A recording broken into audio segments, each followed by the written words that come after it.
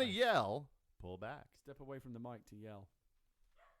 Hey, let's start the show. It's June 14th, 2012. Welcome to This Is Only a Test, the official podcast of Tested.com.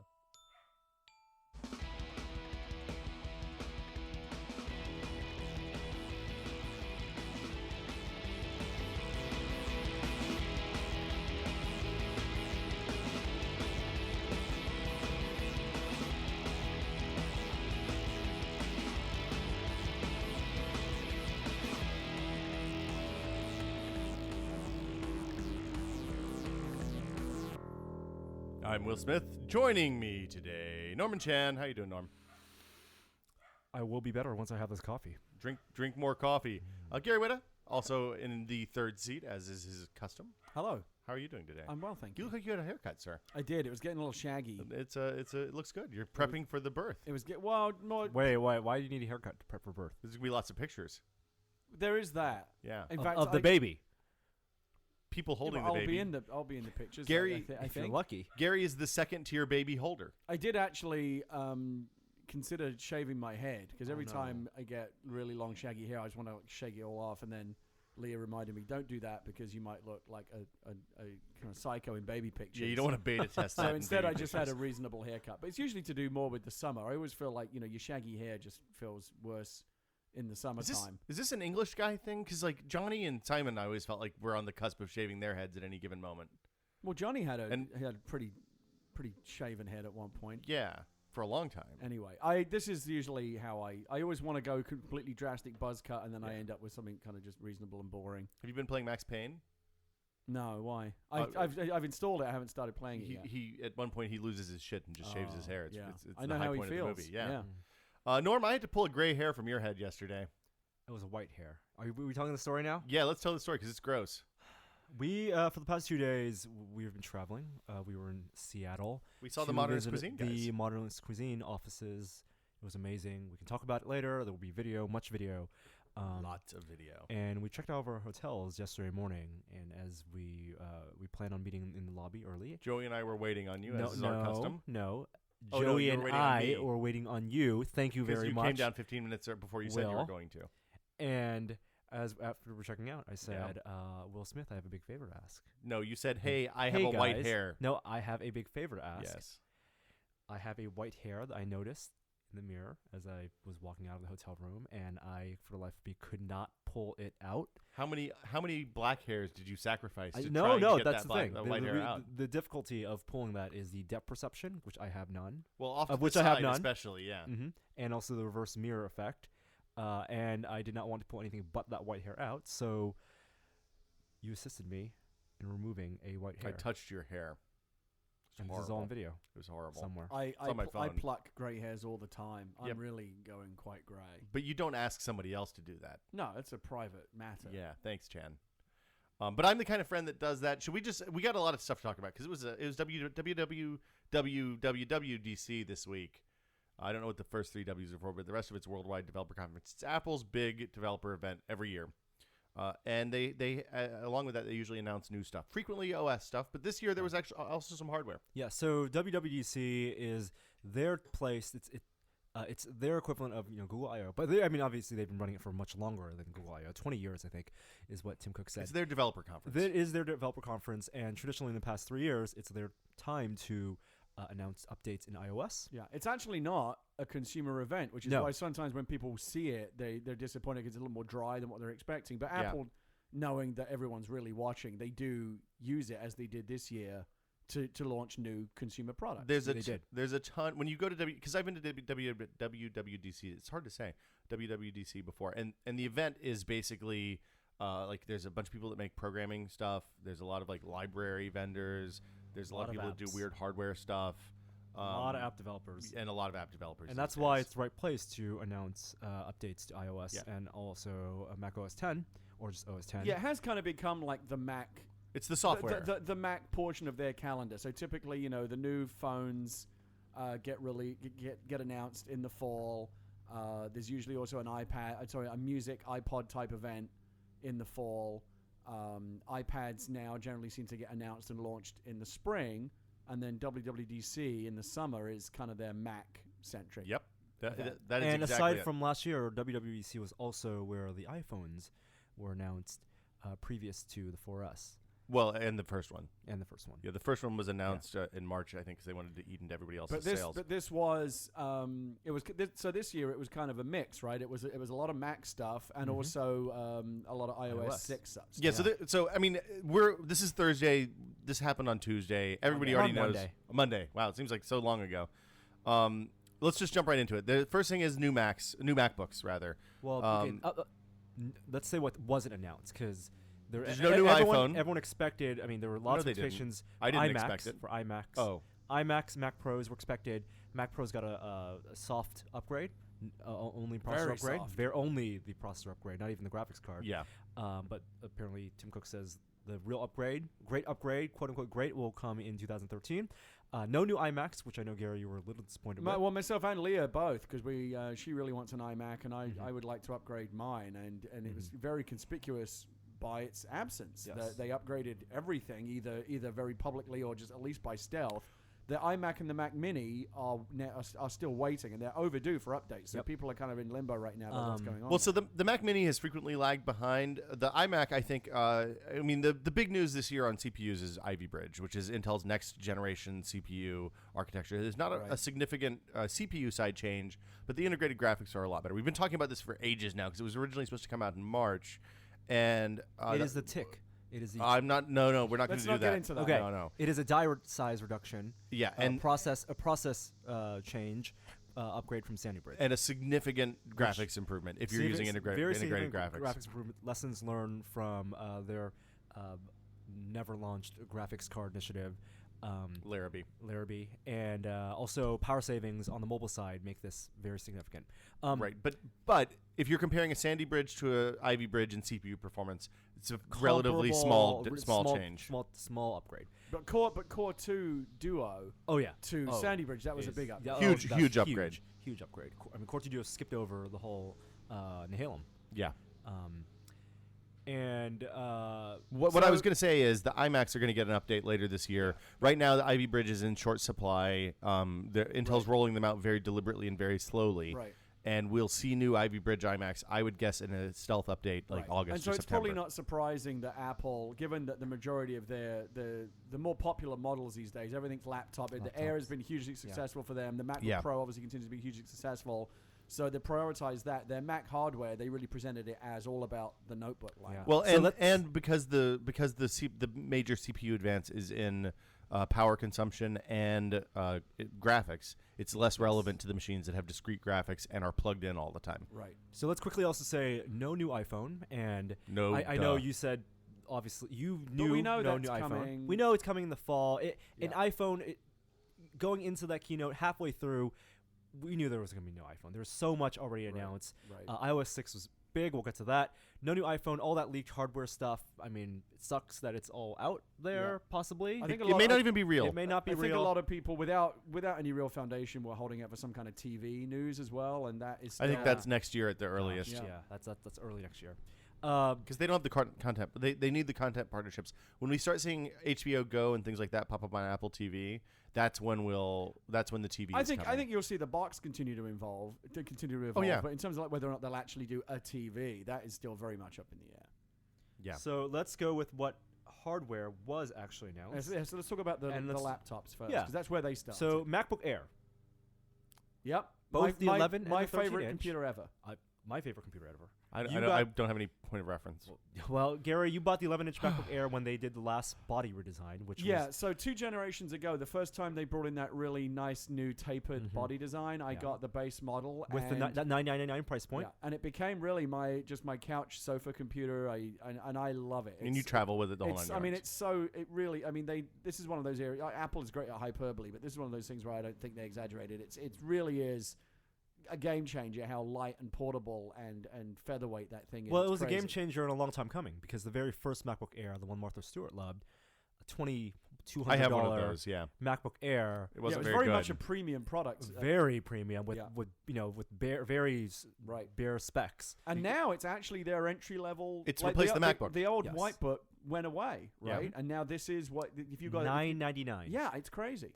And for what is now a really capable machine. So, so the entry level Mac. I mean, there's no surprises here. It's basically the same as before. I think they've increased the RAM, the base RAM to 4 gigabytes from 2 gigabytes, which is Max much RAM, needed. It's Ivy Bridge. It's Ivy Bridge. Max RAM has increased to 8 gigs, which is awesome for Ivy Bridge. Max RAM on the Sandy Bridge ones were 4 gigs. Capacity starts same, 64 with upgrades which to is 128. Dramatically too low, I think. Gary, you said you hadn't had any problems, but you don't put any kind of media at all. So I use my MacBook Air from 2 generations ago a lot, and I don't really push it because all of my heavy lifting gets done on my iMac. I really just use my Air almost like a Chromebook. It's very much a secondary computer just for web browsing and Twittering and just even when travel. Even when I travel, my only work is I'm not really messing around with heavy media. I'm just writing. Google Docs Words, or whatever. Yeah, Words are pretty low, footprint processor-wise. The MacBook Air I got last July, the Sandy Bridge one. I use that as my primary work computer at the old office. Yeah, and it was very capable as a work computer. I mean, it did get a little hot, but I could have tons of tabs open, and I mean, I was maxed out. But when we benchmarked that, it was about twice as fast, depending on the benchmark, between 2 and 3 times as fast as my 1 year older 13-inch MacBook Pro, which was a Core 2 Duo. Yeah. And I'd put an SSD in that. But once you go from whatever MacBook or laptop you used to have to the Air, Leah's got one as well. She loves it. I mean, it really does completely change the way you can use a laptop because you can use it anywhere. I got the 11-inch because I really wanted the super portable model, and I just think it's fantastic. And of course, it as Apple products often do, really created a whole new category. The Ultrabooks really inspired that whole new. They were Ultrabook. I mean, they weren't Thin and called Lights Ultrabooks. had been around for a long time. Business Thin and Lights. Executive laptops. But the fact that once the Air, when they first released it as a high-end product, kind of just sat there like a niche product. Right. But when they found a way to make it affordable and brought in that really slick new redesign, that it's no coincidence we suddenly started to see a lot of PC Ultrabooks after that. Well, Apple provided a map for the rest of the PC industry to follow, and then and demonstrated there was an appetite for that kind of product. Of course, they were really selling over the netbooks, which previously was what a lot of OEMs, PC OEMs. Okay, so let's. There's not a whole lot to talk about so here. MacBook So let's Airs, move on. You have the 11-inch, 13-inch USB 3 is great. I don't care. I think I have like multiple USB 3 external hard drives, and now I could take. I know, but USB 3 should have been in laptops 2 years ago, and Intel fucked up by not putting in the chipset. Yep. So and Thunderbolt as well, right? Thunderbolt was in Thunderbolt as well. Yeah, was in the Sandy Bridge one. No Ethernet still, but they're doing cheap Ethernet to Thunderbolt adapters, which is good. Gigi to Thunderbolt. How much are those? $39, $29. That's not cheap. Well, but they're not. An expensive Thunderbolt, a USB Ethernet adapter is $50-$60, so it is a little. And bit I'd cheaper. rather use a Thunderbolt than USB and use up one of my USB ports. Right. And I think the only other it's a 720p camera. Oh really? 720p in the front? Yeah, it's the FaceTime HD. Yeah, and I think the only other real difference is that the 13-inch, I believe, they dropped it by $100 entry level. Yeah, and on the 13-inch you can get more storage than you could before as well. So look, it's ever since they redesigned it 2 generations ago, it's always been a fantastic machine. Yeah, and I think it obviously just keeps getting better. Even though it's a spec button, these machines, you've always used to play a trade-off with the Air, where it's like, okay, it's super light and portable, but there's really only so much it can do. That's actually now starting to become less of a problem because these machines. I think really last year was that point. This was the ultra portable trade-off. Like the one that you have is a little bit underpowered. So I have the Core 2 Duo, and again, for very light use, it's fine. Yeah, but this is all. There's no surprises here. Right. Let's move on. This is not the people sexy waiting. Stuff. People waiting for the MacBook Air, I think, are happy. Honestly, probably the least sexy thing when you look at the. I'm bored. No. We're getting to the least sexy thing. Yeah, the pros. The pros. Right. MacBook Pro. Nobody cares. 13-inch, 15-inch, 17-inch is gone. I don't understand why the 13-inch still exists. I don't understand why 13-inch. It's the same price. As the 13-inch MacBook Air. Yeah. All it does is have the optical drive. If you're gonna kill something, kill the 13-inch and not the 17-inch. Yeah, it's interesting seeing a lot of people looking at the totality of the MacBook range now. A lot of people are saying no matter what your needs are, you should probably either just get a MacBook Air or the new MacBook we're going to get to. The ones in the middle have been kind of left feeling kind of obsolete. I can see the 15-inch being something you need if you're doing really specific kind of workloads and you don't want to have to carry an external drive around with you anywhere. Really? No, an external drive. External capacity. Because you can get capacity. Yeah, because you can get a 2 terabyte, I think, drive, or if if they don't sell one, you can put one in yourself. Right. So anyway, the core MacBook Pro line also got spec bumps across the board, but nothing to be excited about. No redesigns really in there. Let's just move on to the real. Let's go on to the surprise. It wasn't much of a surprise. It was kind of a mini one more thing. No, it totally was. I don't think it was a surprise in the sense that everyone thought the MacBook Pro let me line make some room would for something else over here. Revamped. Okay, that was stupid. But that was good. The audience ate that shit up. Like the audience always eats that shit up. Reality distortion still very much in effect. Tim Cook, Schiller could have said, "I'm going to poop down your throats" at this point, and people would have been like, "Oh my god, yeah, Apple poop." We'll get to what the actual hardware is, and then also the implications and why it's a weird product. Just fucking quit stalling and talk. MacBook. They call it the next gen MacBook with Retina display, MacBook Pro, and this is the equivalent of what the MacBook Air was when it first was announced. A very premium, high end, kind of a indication of things to come, but real product that you can buy. Less hyperbole, more discussion. Okay, so redesigned body for the MacBook Pro, thinner than the MacBook Pro 15-inch. Is a 15-inch laptop. 4.46 pounds, so considerably heavier than an Air. When they're heavier than it's an kind Air, of like there's no way this is actually. It's a 5-pound laptop. It's a slightly if you're holding lighter Pro. If you have the power supply, it is a 5-pound package in your backpack. Yes. And but it is thinner than. Don't care. Well, move along. In that they got rid of the optical drive. Yes. Got rid of Ethernet. So got rid of the physical hard drive. So there's no real storage. So it's all solid state. You have I think 8 gigs of RAM. And 256 gigs of storage up to by default. Up to 768. Up to 768, sorry. Which is crazy expensive. Starts at $2,200 and has a display, which is the big story. Yeah, the display is interesting. It's basically 220 pixels per inch, right? It's 2,880 pixels by 1,800 pixels. 2880 x 1800. I don't know what the GA term for that is. Gordon said it. It's like QWXGA F. So the way, of course, Apple, as much as this will annoy you, Apple is, of course, marketing this as a Retina display. What Retina means now is high enough resolution that they have to do weird shit in the software to make it look right. Well, the way that Apple will tell you it different, because Retina means something different depending on how you Retina is just a marketing your viewing term. distance from the device. But they're basically saying that at the normal distance you would sit from the panel, you won't be able to discern the pixels. They just mean crazy high resolution. I will go one step further and say when they call something a Retina display, it not only indicates resolution and sharpness of image, but also the quality of the colors. Right. Now let me and paying way more attention to, and I think that's more important. Yeah. The vibrancy of the colors, the viewing angles, and you're talking about IPS versus TN. Exactly. Now let me ask you this, because this is something I don't actually know. Prior to this, what actually was the highest resolution display on the laptop? On the laptop, Sony had resolutions that were comparable on the same size laptop. So did they really? Yeah. 17-inch MacBook Pro was, and many 17-inch computers had 1080 or 1080p, 1920 by 1080. Seuss new ZenBook has 1920 by 1080 on a small screen. Okay. Which is very high DPI also. Okay. This is higher resolution, more pixels than my 30-inch. It's high resolution. It's a higher resolution than my 27-inch iMac display.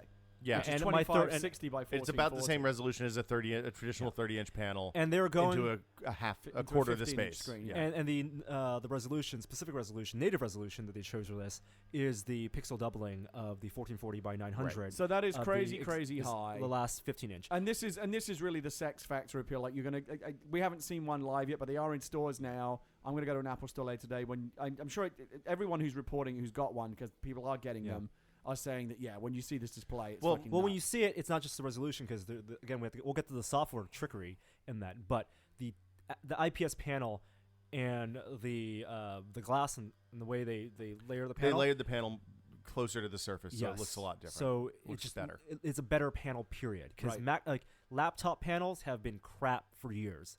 I mean, the Air panel looks okay. The 13-inch MacBook Pro panel, crap. It's not good. Not good. No, not good. And you know, but the interesting thing about the 13-inch MacBook Pro panel is still better than a lot of other laptop panels. Oh yeah, panels are where a lot of OEMs kind of skip out. But Apple, having their great panel contacts with the phone and iPad, putting this in a MacBook makes sense. It's $400 more expensive than the MacBook Pro 15-inch.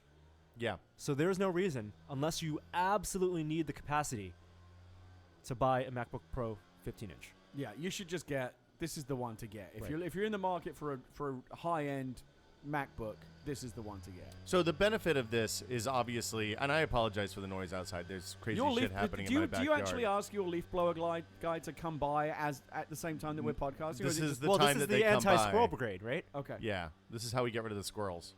Leaf blower. So We are Legion. Fuck, what were we talking? Oh, the real benefit for this is for people who do content creation, photo editing, video editing, even audio multi-track stuff. You have so much more screen real estate on a portable machine that you can actually do. You can run 1080p video in a window on this. No, so Kinda. this is the thing. So so they've talked about that before. How it's going to look a lot better. It's really useful for content professionals. But like 1080p in a window with all the editing furniture around it. I get that. How much of that is actually useful, and how much of this is just Apple throwing their weight around, saying no one else can do what we're doing right now with these? Well, right now it's not that useful because of the software trickery that has to happen in order to work. It's only specific, just like on the iPhone when they upgraded the resolution to double the resolution basically. Yeah, and on the iPad 3 and on the iPad, really noticeable. Right. The developers have to change their apps. Photoshop has been changed already. DPI gets changed. Of course, the Apple apps, Aperture, and Final Cut, and all that stuff. And of course, because of the way that Apple, don't tell anyone what the fuck they're doing until they do it. A lot of developers now are going to be scrambling to catch up and well, upgrade let's their explain has Final Cut Pro 7 been updated to support it yet?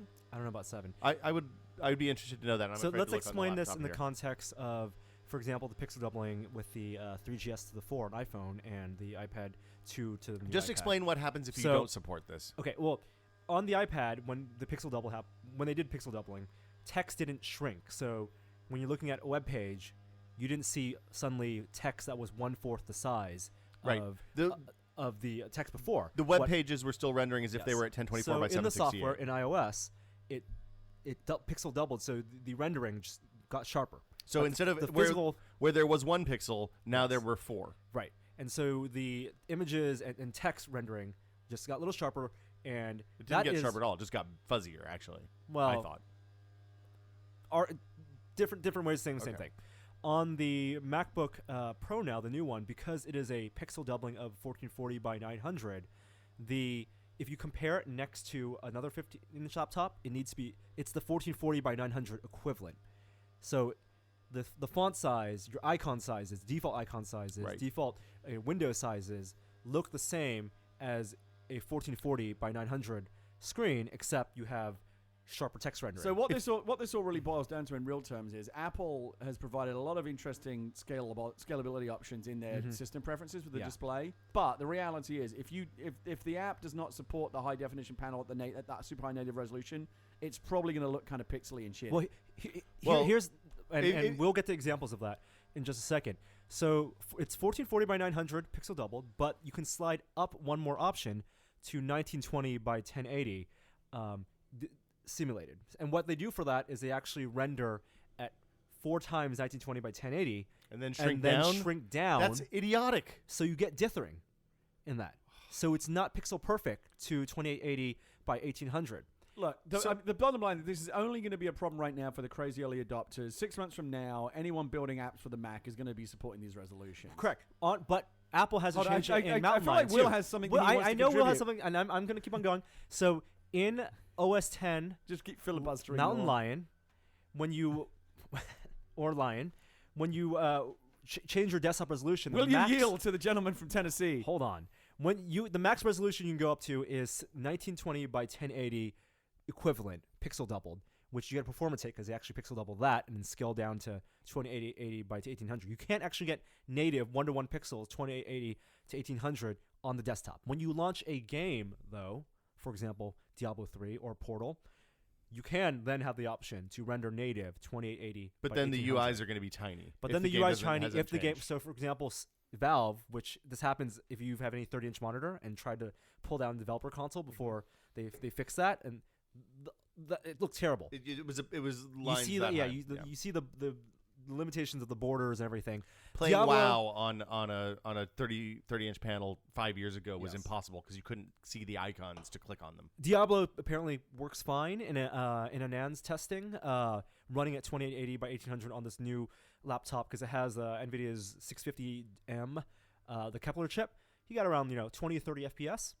I think I want to see what Diablo looks like at 2880 by 1800 on a laptop screen. Here, if you want to understand the pixel doubling difference, the best way to do it is Anand installed Windows on a boot camp partition last night. Oh God, I saw it. It was and hilarious. Posted the pictures. The Metro interface. Yeah, and until you scale up the DPI in Windows, which you can do, it's something that they support.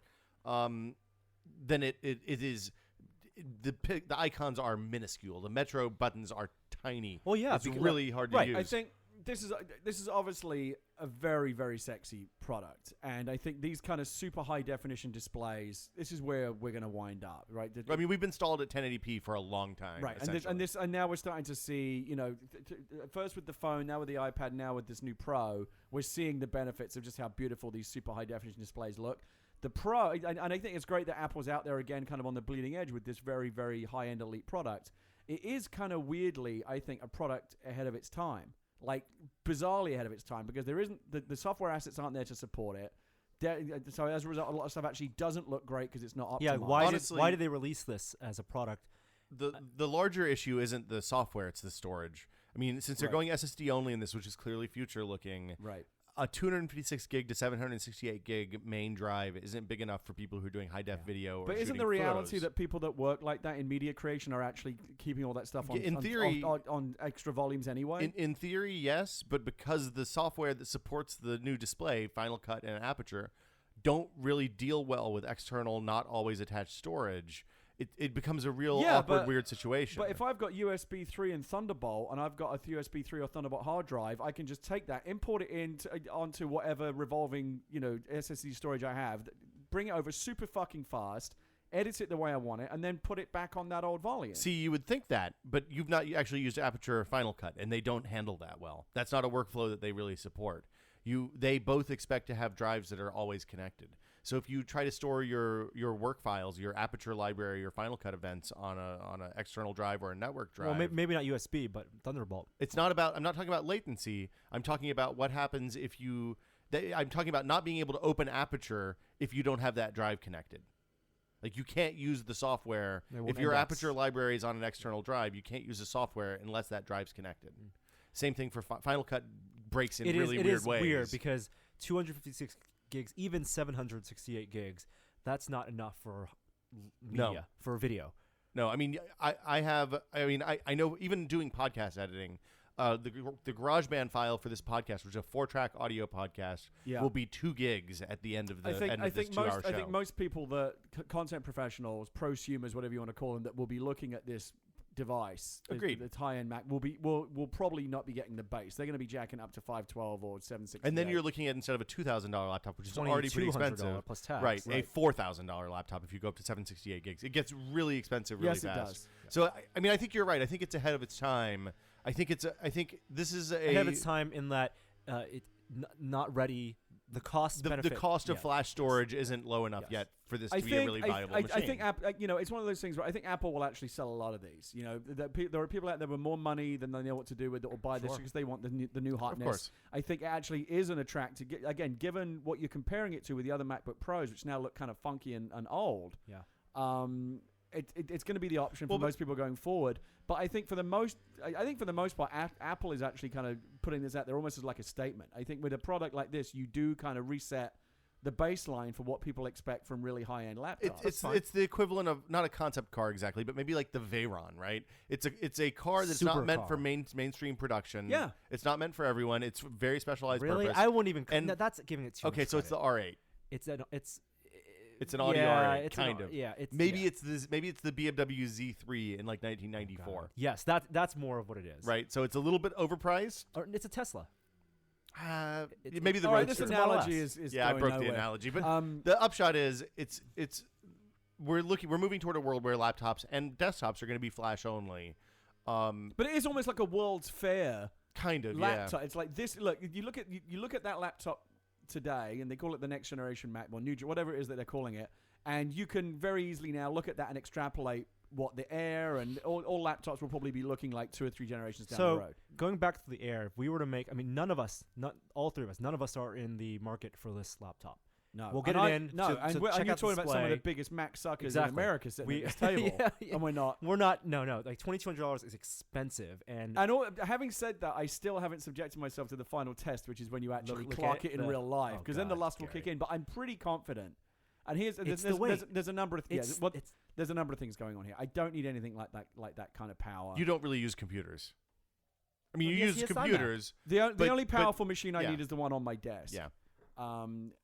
I don't need a lot of power in a laptop. Again, many other people do. But the biggest thing is I'm so seduced by the portability of the Air that it would actually feel in many ways like a big step down to go back to a heavier machine. I know like that. Will doesn't have it right now, but we have 11. I mean, Airs. I use the same 11-inch MacBook Yeah. Air that Gary has for 6 It months. is incredible to realize that is a fully functional, no compromise computer. Maybe like storage capacity for compromise, but the advantage you get from traveling and just day to day taking it to a coffee it shop. really is a game changer for portability. The difference between that and my 6-pound MacBook Pro is the difference between feeling something in your bag and not feeling something in your bag. Like when you carry the Air, just like carrying the iPad, I didn't notice it was there. So, and I could carry an Air and an iPad for less weight than I'm carrying today with just my and yet laptop. you think the iPad, which is lighter, is too heavy. You know why I've had a lot of conversations about this lately. The reason I think the iPad is too heavy is it's replacing a paperback book, a piece of paper, something that you typically It's too hold heavy for the way you in hold one it, hand. right? I know what you're saying. You want to Also, the hold it way with one hand. when you rest it on your belly, on the iPad, it's one edge, all 2 pounds of it or 1 pound of it. I don't have 1.1 that problem pound with that. I'm padded more than on you. the belly, and it's like cutting into you. But when I rest the MacBook Air on my belly, it's flat. Well, then you just warm up Increased your surface belly. area. You Yeah, get a nice exactly. pink belly. Because the new MacBook takes so much from the Air, I think we can all envision a couple years down the line when the Air, the Pro monikers are all gone, and it's just MacBook. Yeah, and I think 11-inch, 13-inch. Yeah, And it's I- a and Retina I- display across the board. And if I'll make one prediction, I think that actually a year from now, with the next whatever the refresh is, I think you'll start to see that Retina panel bleed down to the Air and across the line. Which that's the big question. This is one of those things. It depends on how fast they can get power consumption down on that panel. That's the thing. I don't think It because takes a lot of light. the new MacBook Pro has a bigger battery. It's 95 watt hours, I think. It's four It's- big batteries, I It's think. massive I mean, when you battery. think about it, they're already manufacturing Retina panels in mass for the iPad 3. And the panel for an 11-inch MacBook would really not be that different. Well, it's getting The bigger iPad, each time. Think about it. you The know- supply chain is changing because first it was a 3.5-inch screen, then it's the 10-inch screen, now it's a 15-inch the screen. 40-hour watt battery in the MacBook or in the iPad 3 is bigger than the one in my MacBook Air. Right. Yeah. It'll need a bigger battery. So I don't think that Apple would sacrifice the weight and size of the MacBook Air, 11-inch, 13-inch, to accommodate a display and have lower battery life because the MacBook Air already has pretty crappy battery life. Yeah. But if you look at it, there does seem to be a learning curve that they're getting better at. Like, for example, when the first Retina display came out in the iPhone 4, Yeah. it was two generations of iPad before they could get the Retina display in there. Remember we speculated about it? No. Yeah, it was. iPad 1 didn't have it. iPad 2 didn't have it. iPad 3 had it. iPhone 4 came out the same We year as talked- iPad 1. I You're remember. right, I remember being in line with you, Will, for the iPad 2, saying, or for the iPad 1, saying, "Oh, wouldn't it be great if the iPad 2 had that panel?" And you Yeah. said, "No, they can't do it. Blah blah blah. Volume, the pixel density." And you were right. It took two generations. But now, kind of, even though they're different product lines, basically one generation after the iPad 3 with the next MacBook, they now have the next generation of Retina panels, much bigger, 15-inch. So I think they're getting faster at iterating these of things course. and figuring out how to make them bigger And and as cheaper the volume and of the product that they're selling those panels into goes up, if you look at the Well, number invest of in the new factories. iPads they've sold, then then it ramps faster the more products they're It's putting the in that battery. channel. It's all about the battery. Yeah, the next that is the challenge is getting the battery into that wedge. Battery is always the bottleneck, whether it's power, whether it's Also, the display, whatever price. it is. I think if they were to do that, if they $999 is a real good price for an entry level laptop. I don't think they can bump that up. They might even have, and I don't think they would release 2 screen models for like an 11-inch. I kind of feel like if they can sell you an iPad 3 for $500 with that Retina panel and the power that machine has, That's an they're ARM not chip, that though. far away It's- from being it's able to sell you a MacBook Air for double the Intel price. chips are more expensive.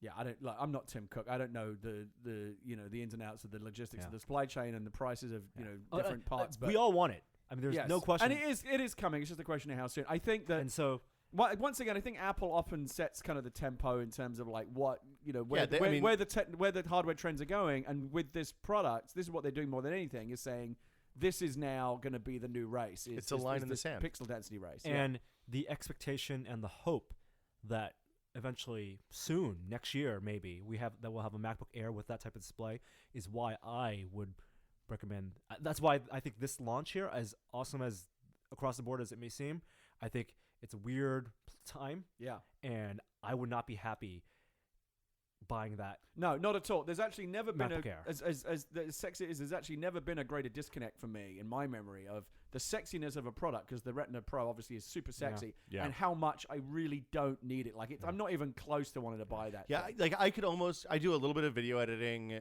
on a weekly basis and a little bit of audio editing on a weekly basis, and I have a big photo library. I can see doing that. I'm actually more excited for you. I think you've got the most exciting upgrade path going forward. I'm going to take my old Air, which is 2 generations old, and I'm going to get the new one. So I got a nice 2-generation bump. I think my wife is into your old Air. Yeah, so I'm happy to sell you my old Air for a very reasonable price. I think Norm is happy where he is for right now. He's going to stick. Totally, and I'm just going to wait till they upgrade that screen. He's not going to take another card right now. No. You, however, I think you're going to hit 21. I think you're going to hit a blackjack because you double down opportunity. Will you are positioned for the card. best. You say I have 8s. Should I split? Oh no. You never split 8s. You always split 8s. You always split 8s. You always split 8s. You always split 2s. No. Yeah, no, you split. Yeah, you can split 2s. You can. It's not a brilliant split. Aces and 8s you always split. Aces. Yeah.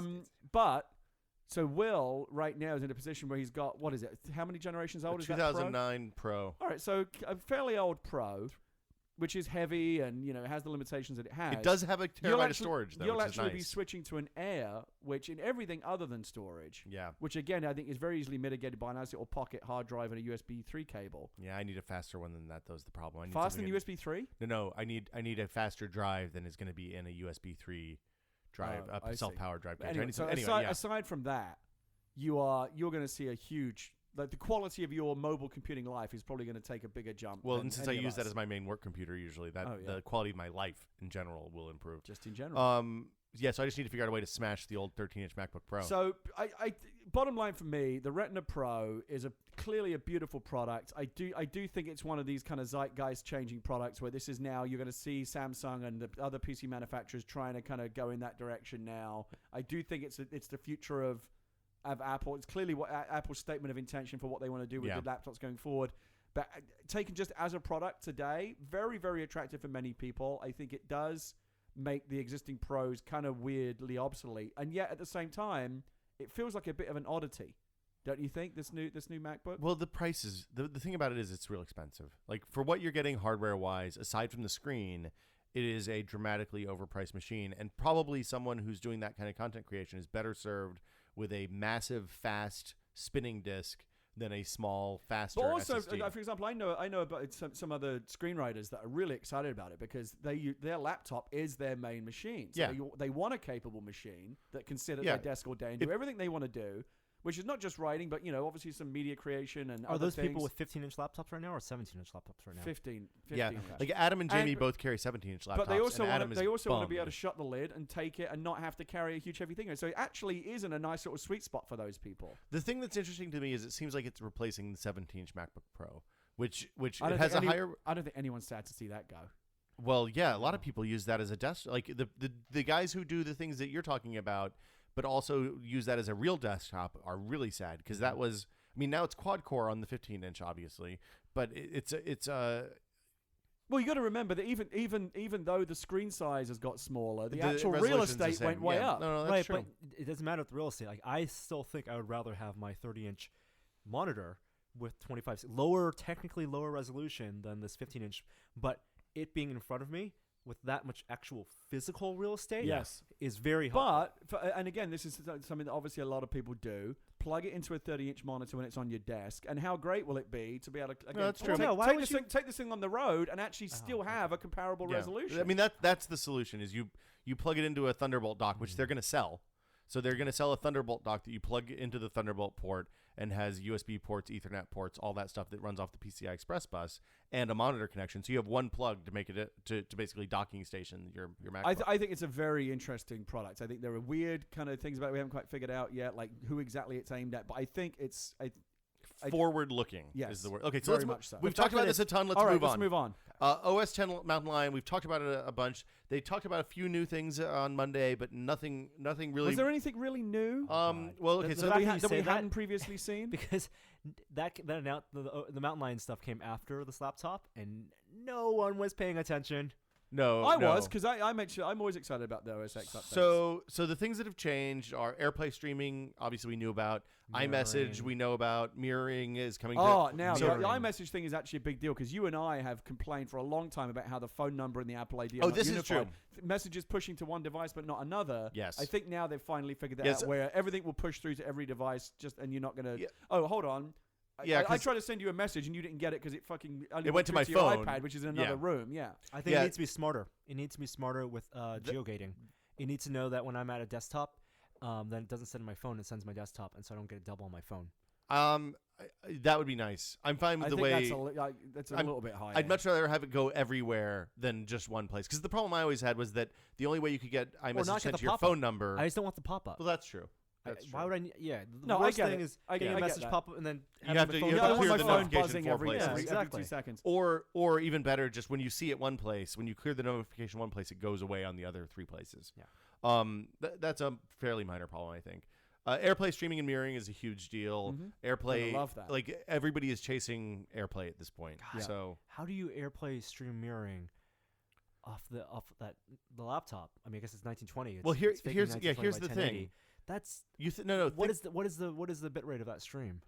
Slower than N because it's the only question is how much content is going to get locked out of that mirroring, because we already see that on the iPad. Yeah, we'll 3. see. I mean, it's a flag. So if you have an HTML5 video player, you just set a flag in the. But it's actually a nice kind of quick and dirty HTPC option for people that want to just stream whatever's on their laptop right up to their TV. Well, and the other thing that's really interesting to me is if you're in a Mac business, which is kind of rare but increasing, especially. I mean, everywhere we go when we see startups and stuff like that, they're all Mac at this point, right? For the most part. Those guys, like if you have a conference room with a projector, you hook an Apple TV up to it, and then you don't ever have to plug anything in there again. You just AirPlay to the conference room. Right. That's really exciting to me. So there was a ton of features. The other thing that I thought was quite Notification nice. Center we haven't talked about yet. Oh, that's right. Yeah, that's gonna be nice. So basically their version of Growl. Right. Well, but Growl's kind of done weird things in the last year, and I never know how I feel about apps being Sherlocked. Remember Sherlock used to be what Spotlight did, and now they're gone. Yeah. Notification Center looked pretty good. Notification Center looks fine. It'll tie into iOS notifications. So basically, this is the continued iOSification of OS 10 that we saw with Lion, but instead of the garbage features like the wall of icons, we're actually seeing stuff that's they're actually useful bringing this over the go stuff around. that's appropriate. Yeah. The iCloud syncing. So this is really nice. I use the reminder list on iOS all the time. Right. So being able to sync that stuff across and see it on my Mac and check off and manage from there is really exciting. Documents in the cloud is a big deal for me because I use Pages. So right now I do a lot of work in Google Docs right now because it is nice to be able to pick up any device and have it. But I don't have a native app that I like using. So I'm probably going to start working in Pages, have everything in the cloud, so I can. So the vision is I work on my iMac, write a document, go somewhere, pick up my iPad, and with my version of Pages, and the same document is there, and I can make changes live. So I do that with Lightroom, but it's not a rich text editor. It's just a flat text editor. So you have no italics and bold. I mean, one thing that was pretty. I mean, you saw one of the Apple guys demo where he swapped out a picture in like a poster, and the change was instantly reflected on the other machine. That was kind of cool. Yeah, it's.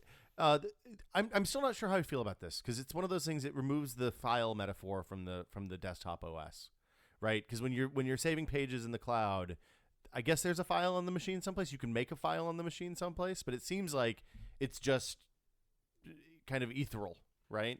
Data, not files. Yeah, I really don't know how I don't know that I like that necessarily.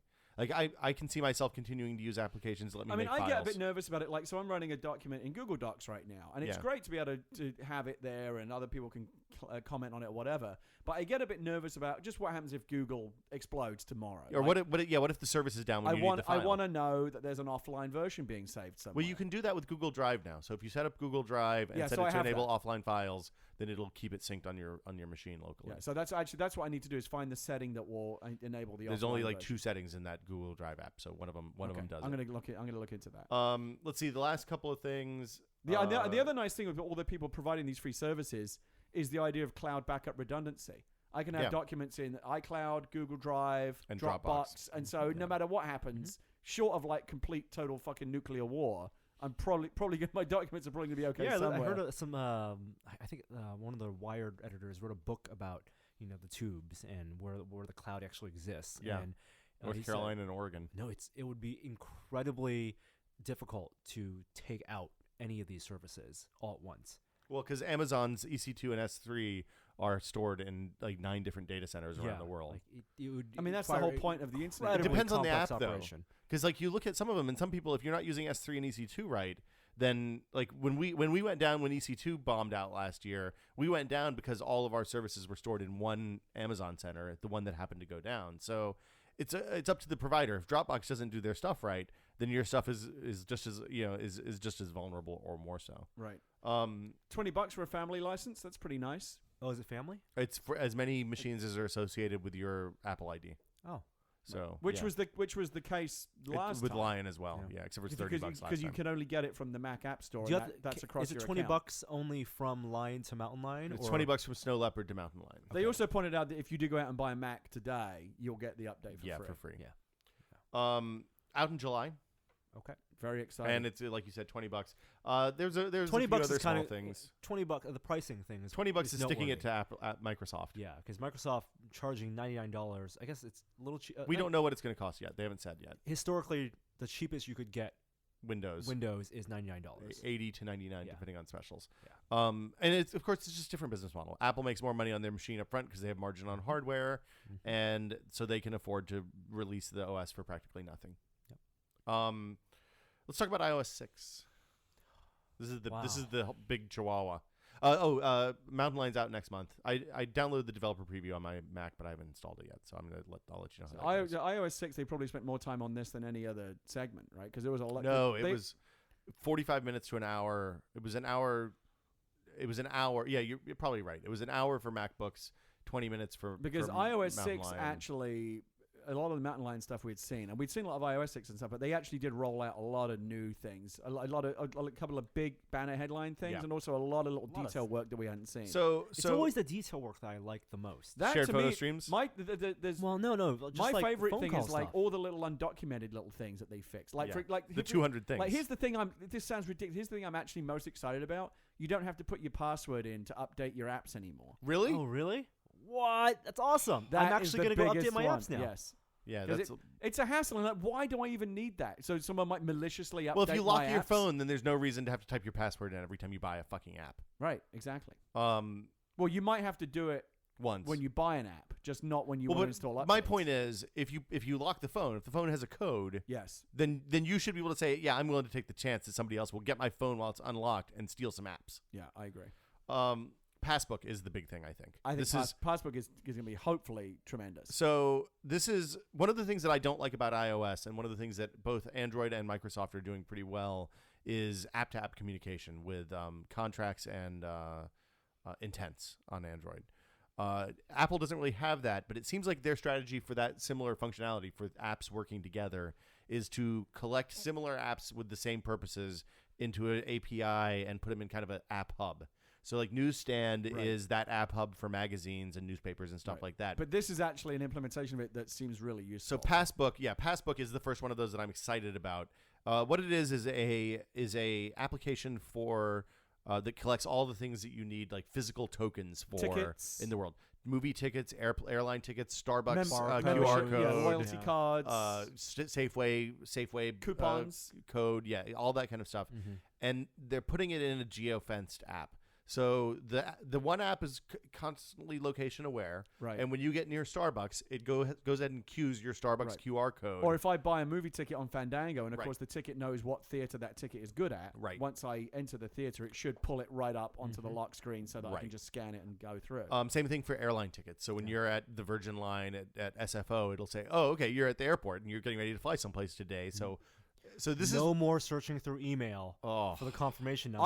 What I used to do when I had a QR code for like a boarding pass or whatever, I would just take a screenshot of the screen. Oh, that's a good idea. And just use that. I would forward it to myself to be at the top of the list again. I priority inboxed it. Yeah, but 3 different solutions that were all bad. But you don't have to do that anymore. And of course, typical of Apple, it looks beautiful. The aesthetics of the tickets and everything just look really nice. Somebody pointed out it was really that's going to be up to app developers. It was really, really cool. So you can see this kind of like skeuomorphic wallet with the tickets stacked up.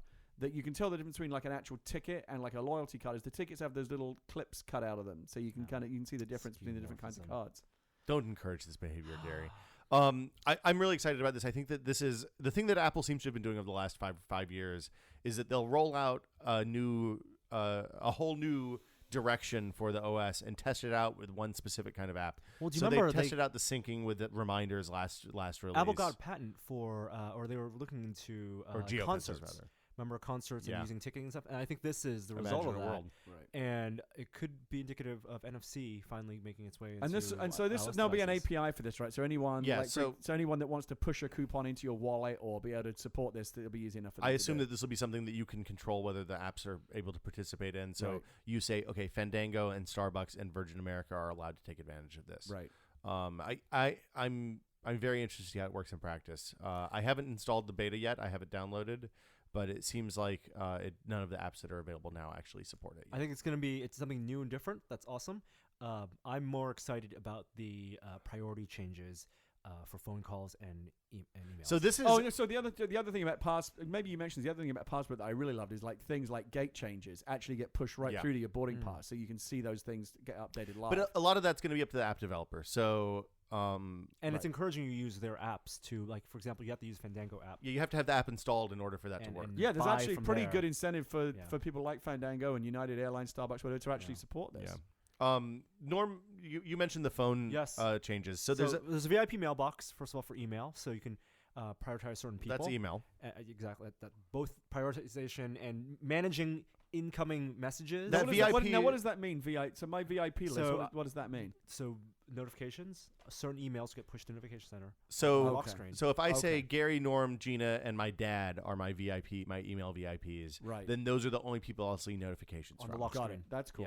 Yeah. Which is good. Yeah. Any type of because I don't want to pick it up and see like, here's a spam diet pill offer or more something. granular control over the type of notifications you get is very good, especially in email where the ratio of stuff you want to get notified to is real low. And the phone call stuff is really interesting. This is something just like incoming call stuff. It's a dumb phone feature. This is a feature that my Ericsson T68i had 8 years ago. So you have now built-in reply options for phone. When you receive a phone call, if you're in a meeting or recording a podcast, you can send directly to voicemail or send an automatic text reply back. Right. In addition to that, you can have your phone remind you to call the person back based on how much time and also based on geofence. And that is very cool. Very cool. The other thing that people were really excited about, even though it's a very small update. And a do not disturb. Do not disturb is the big. That's where I was going. Oh, sorry. People were actually hootering and hollering, and I was as well because, the number of times that I've had my fucking iPhone or my iPad go off in the middle of the night. I'm like, what the fuck? Some asshole's fax machine. Yes. The thing. So there's two things that are neat about that, and a couple of there are some neat features associated that you can have people that are the VIPs go right through. VIPs can go through. Also, if they call repeatedly, 3-minute call thing is really cool. Yeah. The unfortunate thing about that is I wish that feature applied to all notifications, not just phone calls. I wish Do Not Disturb was a notification setting, not Also, I'm unsure, is Do Not Disturb a toggle like airplane mode, or can you time gate it? Can you say, I go to bed at 10 o'clock, don't bother me I want to time gate it. That's what I want. It's like between midnight and 7 a.m., Do Not Disturb is always on. I don't want to have to turn on the phone, flip to I didn't see that, but it would be nice to... I don't have to manually remember to turn it on every night. And also turn it off in the morning. Yeah, iOS 7, Gary. Yeah, it's coming. Got to hold something back. Got to hold it a little bit back. See, if there were contracts between apps, then it would be in Path. Right. Because at Path to I'm sleeping in Path, and that would turn on to Do Not Disturb mode, but there are no contracts. No contracts. So this is all very, very good. Call management is getting much better. The big thing... let's go to the shitty thing. Oh. Siri updates? Bleh.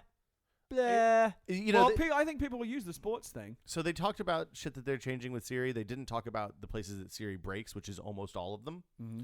I think we'll find out more. There wasn't a lot of bragging. Apple always does its bragging. There wasn't a lot of bragging about Siri because I think they realized it's actually not. But they did a whole video about it. But the thing that I think that one of the things that I've learned by talking to people who do natural language recognition is that in order to get better at it, you need massive samples of voice to be able to tell what the differences, model the many differences in different people's voices. Mm-hmm. So hopefully with the data they've been collecting during the beta, of Siri. They'll improve the recognition. I don't know. Yeah. Not Siri, holding my breath. Being able to launch an app is not useful if I can't do anything in that That's the app. problem. Like, So- if I want Siri to launch Spotify and then play certain songs, can't do that. So if we're talking about Apple beta testing new features with their own apps and then rolling them out in the next release, I think next release we'll see an API for Siri integration.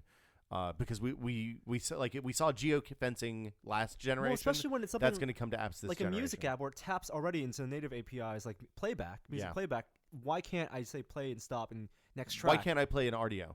Why can't I play an RDO song? Because Apple wants you to buy music from iTunes. You want to talk about the big one? No, let's get on the FaceTime over cellular. I have to say I've used FaceTime more in the last 6 or 8 months since my parents got iPhone 4s and 4Ss than I ever expected to. This is gonna, Why is that something that's only available now? What happened between now then 4G and now? networks rolled out, so the 3G Okay. networks are less congested. But you know what? Okay. And we'll get to this after we talk about the Apple stuff. FaceTime sucks data like crazy. Really? Is it bad? 1 hour FaceTime call is a gig. Wow.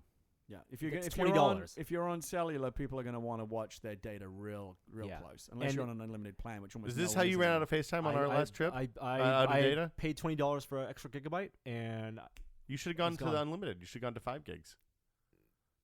that would have been $80. Well,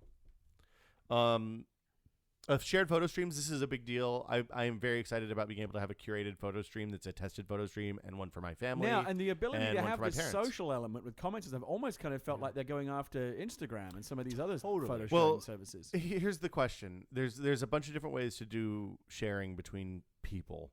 And they could do it the Dropbox way, which would be kind of weird and janky, where you just say, hey, I'm going to share this stream, and there's no kind of And context the problem about who with the people Dropbox are. one, I like sharing folders in Dropbox. When we share a folder with pictures in it, you click the link, it goes to Dropbox's own little Website. their slideshow, their shadow box, and their light box, and I It's don't not very like that. good. The problem is also, though it's going to be great to have this baked into the OS, and I'm sure the implementation will be good, it's never going to be as compelling as Instagram, which is platform agnostic. Well, but All I can do with my photo stream is just share it with my Mac buddies, my Apple buddies, right? But- Whereas at least with Instagram now, there's Android, there's other people in the mix. Instagram's mobile only, though. And Right. you'll be able to share the photo stream on the web. You'll be able to see a web version of that, which you can't really do on Instagram right now. Webstagram, but it's not great. Yeah, it's not good. So yeah, I'm really interested to see how this works, and it's an opportunity for Apple to build a social network that's actually useful and that people care about, kind of like Paths, Yeah. like the people you're very, very close to, assuming they don't fuck it up. Now, so far they're like 0 for 1,000 on social networks, so we'll see. I'm not holding my breath. Yeah.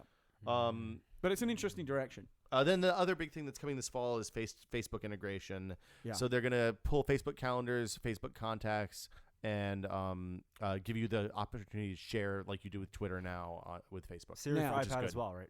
Siri for iPad, new iPad Siri only. Siri for the iPad 3. The reason why I like the Facebook integration is, as much as Facebook kind of bums me out these days, I do have a lot of people on there. I still kind of use it. It would be You're there a lot. It's going to be nice to be able to do it from the OS and not have to use that fucking shit app that Facebook provides. My favorite thing about Facebook is actually seeing the contrast between your posts and Leah's posts, because there'll be like a long, involved conversation from Leah about gender roles and children. Yeah, intelligent grown-up stuff. Immediately followed by you posting, why the hell did anybody tell you about Nutter Butters? Yeah. It was good. It's a strange You know what they say, contrast there. opposites attract. That's exactly right. There's no app-to-app communication. By the way, Yes. Nutter Butters, fucking wonderful. By the way, It's- I in have a case whole- you did not know, I have a whole plan this weekend to experiment with dipping Nutter Butters into Nutella to see how that goes. I'm pretty Oh. confident it's going to be fucking great. double nut. Yeah. And also somebody sent me a recipe for a no-bake peanut butter cream pie. That sounds pretty revolting. Does it? I don't even know who I don't you are I don't like anymore. cream pies as a general rule. So What? You don't like chocolate cream pie? not really. It's Banana not- cream not- pie? Banana cream pie. But yeah, You like Boston cream pie? I love Boston cream See, pie, there but you it's go. not really a pie. It's a cake. I guess so. It's 2 layers of cake with pie in between. You don't like that graham cracker crust? Oh, it's the best. Yeah. Anyway. anyway, So still no ambient data, but obviously Apple does not care about ambient data if we're nope, not rolling they like ambient beautiful data in. icons, what they Um, quote unquote. The interesting thing though is that by bundling the apps into hub apps like the Passbook thing, I think that's their answer to ambient data. I think they're saying we're going to put this in a contextual way that you know what to look for and where to find it. Mhm. That's much easier than scrolling through dozens of pages of apps. Mhm. And that's it. It's going to come out this fall. One more thing. The big thing, the thing we all knew was coming, Maps upgrade. No longer Google provided. It's TomTom. TomTom. I use the TomTom app, and I have to say the TomTom app is, with the exception of just the voice being kind of mouthy, data. Just in terms of the actual map data, is good. Is decent, and it's user updated, so it updates. You get downloads every few months that change the routes and stuff like that. And interface now is all provided by Apple. Yeah, I'm excited about that because, like, if you look at things that have traditionally terrible UIs, GPS is real bad. Like, GPSs are not good user interfaces. Well, I mean, having been in the car with you for this past 2 weeks for trips and using both iPad and iPhone for turn-by-turn directions, and TomTom, cannot wait to get rid of the old Maps app. Yeah, so the Maps app obviously currently is not great. It doesn't do turn-by-turn. Android phones, that's an advantage that they've historically had for a long time. I have a Garmin dedicated GPS in my car, which is an absolute piece of fucking shit. I'm convinced it's been trying to kill me for some time now. That seems right. So I would too if I were your GPS. Turn left into the river. So no, what are you doing, Garmin? So that's fucking going. Yeah. And I'm going to be looking into. You want cradle, the gluey thing? The iPhone into the thing. But using the iPhone, it gets really hot. I don't care. I replace it every year. Really, who cares? Yeah. Run that thing hard and put it up wet. Damn. If it's in a cradle, who cares? And you know what? If you're going to use your iPhone as your, you better turn off notifications if you're going to use it as your turn-by-turn thing. Why? Because you're going to be so tempted to tap for Twitter. You tap for Twitter regardless. You tap for Twitter regardless. No, I don't tap for Twitter when I'm driving. Are you fucking kidding me? No. You say that. Okay. Anyway, I don't tweet and drive. Turn by turn look nice. Obviously, Siri integration, so it'll be nice. And that's the big deal. It'll be nice to be able to just they don't say, care about I want to flyover? go to this address. No, flyover you're never going to use. It's very, very sexy tech demo. I don't understand the practical application of it at all. Never going to use that. Street View, at least, I found useful. Sometimes when I'm like driving to a location where I kind of know where I'm going, but like, I don't fully know it. Just you're like, is it on the block with the laundromat or the I'm bar? like, I click on Street View. I'm like, I know what that is. Same flyover, thing. I don't think is going to have. It's the same even on desktop. You know, with Bing Bird's Eye View and Google Maps, right? The 3/4, photo satellite view is not useful. What's more useful is the grid. The transparent buildings. You see the names of the stores and businesses. The flyover view is beautiful. It looks like the SimCity game we'll be playing 10 years from now, but it's not useful. I don't see how it's useful. The thing I'm excited about more than anything else is Siri integration. Siri, take me to Gary's house. And the fact that it updates traffic on the fly and says, hey, there's traffic in your way. Do you want to route around Anonymous updates from users who are... I have been waiting. I had been... Just recently, I was actually... because I was so sick of my Garmin, I was quite close to picking up a Cradle and just getting Navigon or one of the third-party... whatever. But I held out because I know the Apple one is coming. I'll just wait for that. And here it is. And it looks pretty good.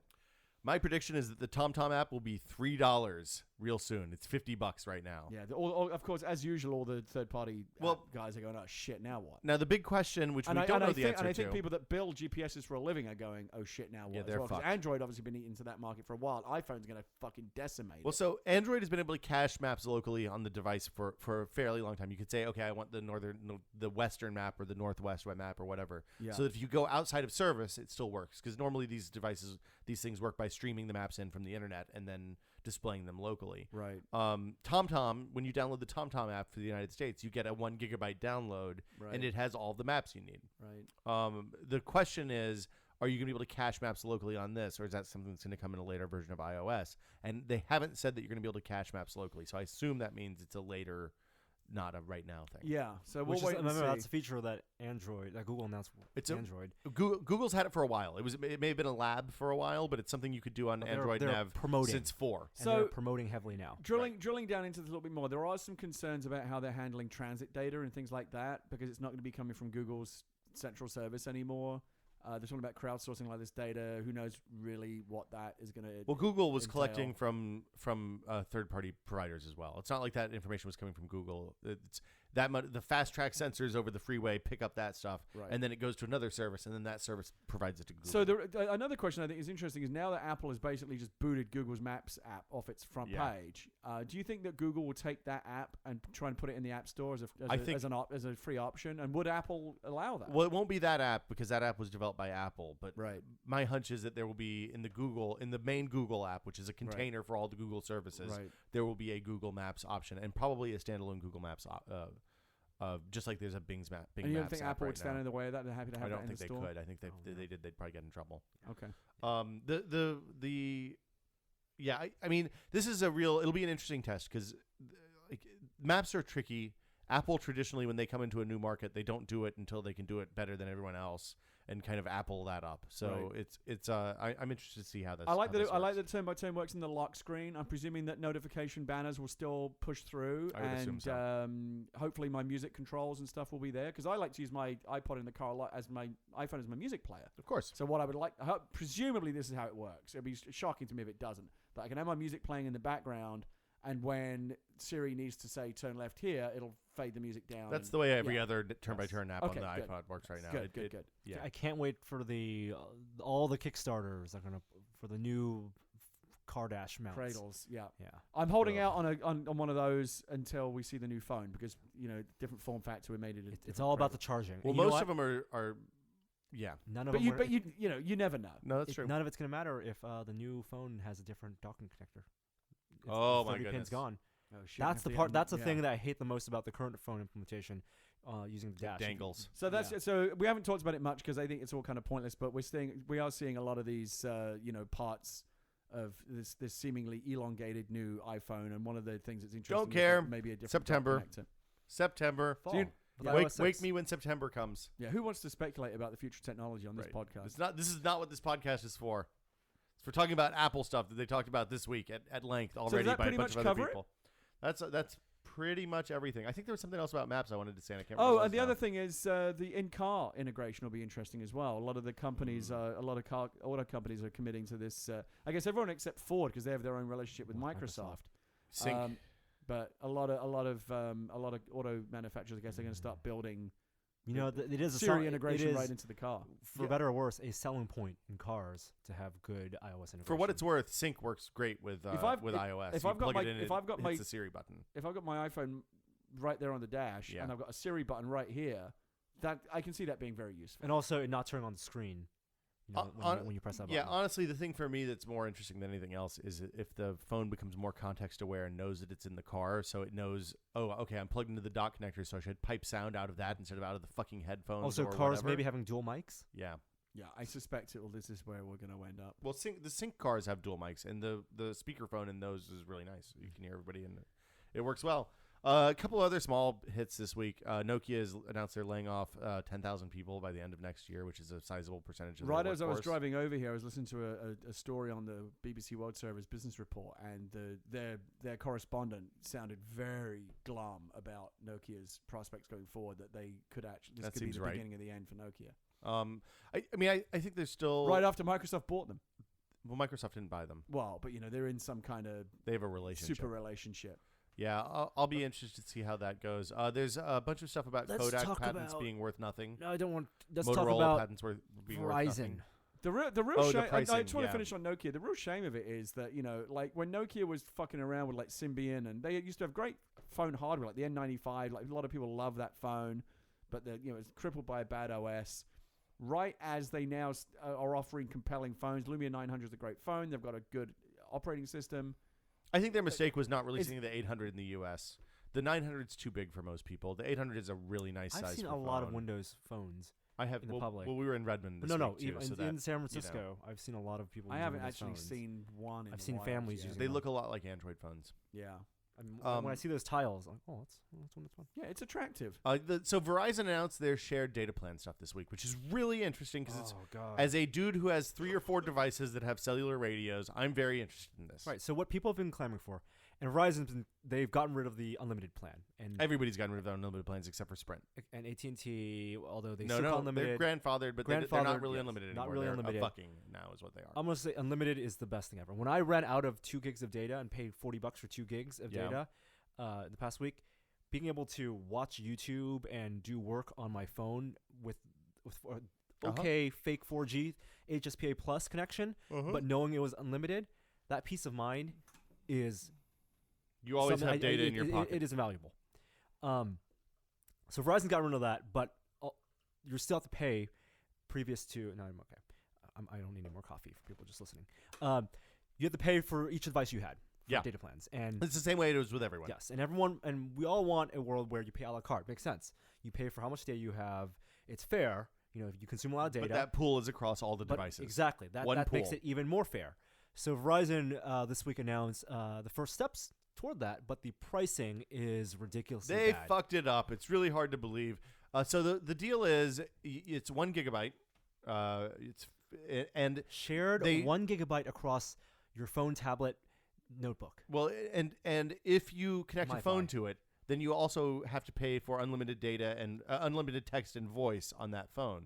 So it's not like you can say, okay, I have an iPhone with this voice and text plan, and I want to connect the data plan to that and my iPad's data plan and a MiFi.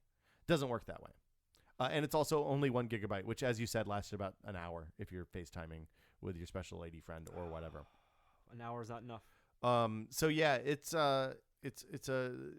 dark times in that regard. And also, it's $5 for each additional device, unless it's a phone, in which case it's a much higher charge because of the unlimited data and text and voice requirement. Nope. So this stuff. Here's the thing. This stuff people will not subscribe to this. So far they're not changing the normal data plans, so you can still get the traditional data plan you've always gotten. You're not losing that. The grandfathered stuff has obviously gone away. But it's another tone deaf move by a telecom. It's hard to believe that they would continue fucking this kind of stuff up after. Like, it's not complex.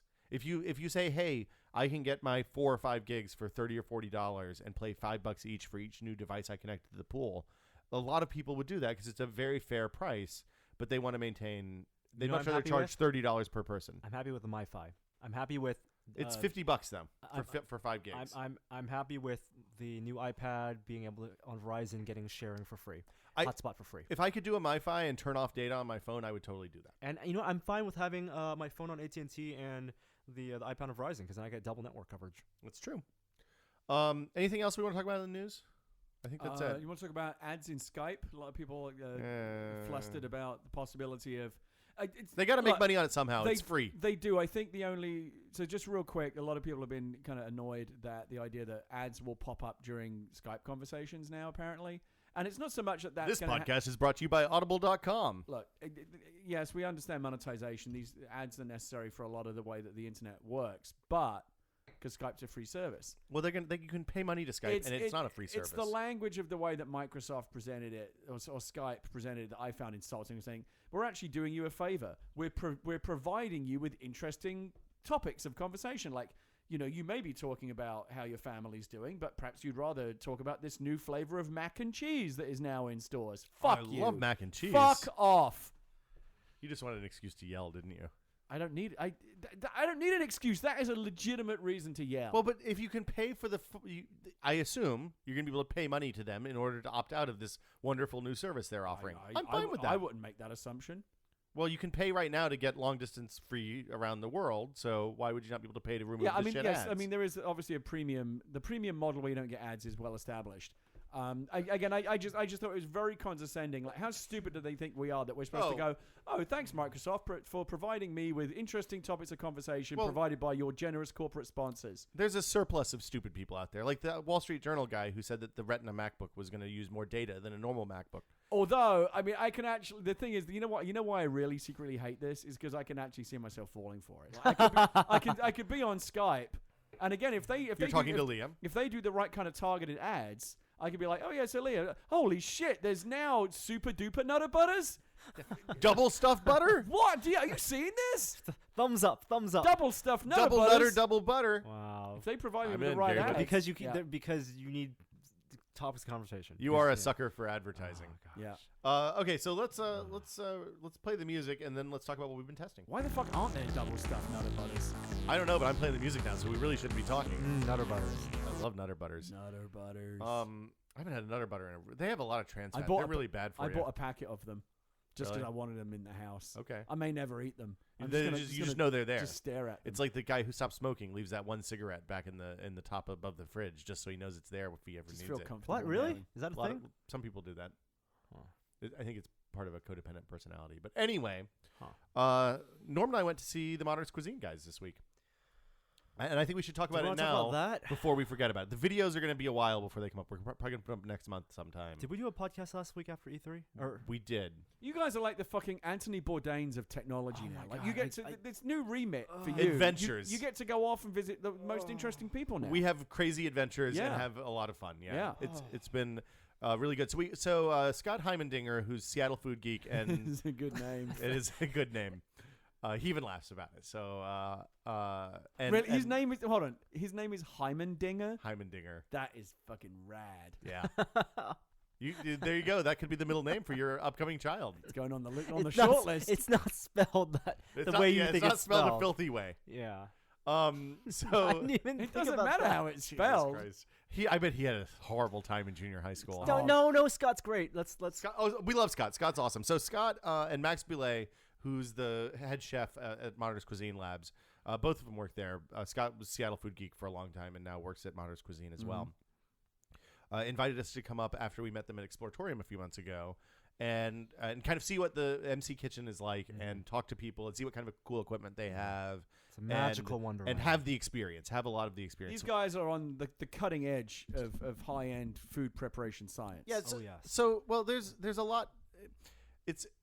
They're experimenting with new techniques and new equipment to prepare food in kind of non-traditional ways.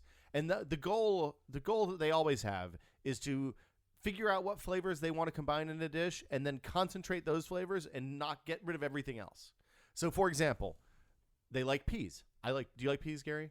Yeah, it depends. I like mushy peas. Yeah. Okay. So what they do to Do you like peas? the essence of pea? Do you like the pea flavor? Yeah. You like Pea the taste juice? of pea? You know what I discovered I really liked the other day? Lentils. Lentils I didn't are think delicious. I didn't think I We're would talking like about lentils, peas, but though. they're really Focus. good. Well, Focus. legumes, peas, it's all the same shit. So they put the peas. I'm so glad we didn't take you on this trip. They puree the peas and then they put them in a centrifuge and spin them at 26,000 Putting Gs. peas in a centrifuge? These guys are fucking nuts. Yeah. So what happens is there's 3 layers that come out. At the bottom Yes. is the Physics. heavy starch, Physics right? happens. It's all the stuff that is no flavor. So you shit can that. Just take it out and throw it away. Right. At the very top layer, there's all the Well, water. unless you can eat that, and that's fiber. You could eat that. It's good for you, I'm sure, but it doesn't taste very good. Could I do this if I put peas in my washing machine? Maybe. You should try it. Put it in with your whites. Because I want to try and take this stuff and do it at home. I think you should. Don't put peas in your washing machine. Let us know how it goes. Shoot video with your iPhone. Oh, yeah, I've got to put my Grundies in there anyway. Throw in some peas as well. I Get don't it know all what a done at grundy once. is, but I don't want to know. On the top is pea water. So it's a juice. broth, pea juice Just that the tastes liquid. intensely of peas. Yes. But in between the starch and the pea juice is an incredibly thin layer of this stuff that they don't know what it is. It's all the other stuff in peas, not the water, not the starch. They call it pea it's like butter. liquid lipids and fats and delicious stuff. It's And like when Richard Pryor tried to analyze Yes, kryptonite. tar. And There was tar, that yes. 1%. Yes. Yes. 1% unknown. And he was smoking a cigarette. yeah. Let's put What tar is in. that? What and is that? red What K. is that X ingredient? Yes. That's exactly it. Yeah. It was the pea. It was the pea butter. And peas, like kryptonite, are green. Mhm. We could be onto something what? here. What? So you're saying peas are What? kryptonite? What if Superman is actually peas are how you get him? I never saw Superman eat a pea. Like they were going off into the desert looking for pieces of kryptonite. They could have just thrown a can of peas at Superman. It would have been all over. Yeah. And after what? Launch Jolly it from Green a washing Giant. machine. Right, The- spin it around in a washing machine. So Open the it Jolly up. Green Giant would actually be Superman's ultimate nemesis. Yeah, much worse than Lex Luthor, much worse than Bizarro, worse than Brainiac, worse than yeah. Batman. Yeah, because he's just made of pure Kryptonian unknown shit. Right. He's green. Yeah, Mhm. that's why he has all that strength. So we talked. This is terrible. I hope these guys don't listen. So we got to I taste. respectfully disagree. We got to taste the pea butter. What? That Yeah. doesn't sound like something I'd ever want to taste. If I said to you, "Do you want to taste my pea butter?" What do you think your answer would be? You established earlier that you like the taste of pea. So Peas, not pea. There's obviously a huge difference there. pea has a flavor. We make multiple peas into pea. It was delicious. The whole thing was delicious. They prepared like 5 or 6 dishes for us. We shot all of that stuff, walked through the whole thing. We saw the crazy equipment. They have a rotovap, which is basically looks like the kind of thing that Walt White would make blue meth in. Right. Yeah. Now, what are they? So these guys are like the Walter White of cuisine. Well, the company is Well, they don't owned do it in by RV. so Modernist Cuisine. Well, no, but Walter White has a fucking That's true. proper lab. Okay, I'm so behind. yes, Modernist Cuisine. Wait, you haven't got to the lab yet? No, Oh, you're really behind. yeah. Oh, I haven't. Oh, you I'm as season a, one. as a tech dude, you would love the lab that he eventually gets. It is fucking hardcore. Okay. Okay, Good sorry. talk. Okay. Modernist Cuisine is owned by Intellectual Ventures, which is Nathan Myhrvold, ex-CTO of Microsoft, I think, his company.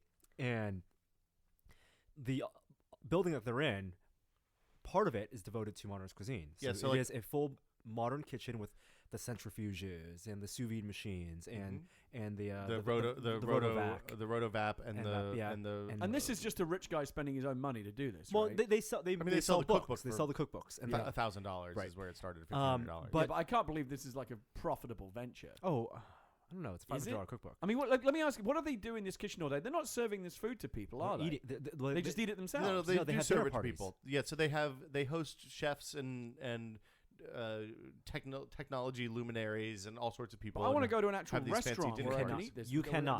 That's what they need Well, to you get can. into. Like if you go to a molecular gastronomy restaurant, Well, then you can yes, have food that who- is that- I'm saying they need akin. to monetize this shit. They need to open a modernist cuisine restaurant that we can go to. Well, so and they're releasing a cookbook where you can do a lot of the stuff at home. it's never this the year. same. It's never the same. No, I've got a Well, then French you're not laundry. very good at I've it. got a French laundry cookbook. Let me tell you, if you come to my house and I cook it for you, it ain't the same as going to the fucking Let me French borrow laundry. the French laundry cookbook and I'll make the goose for you.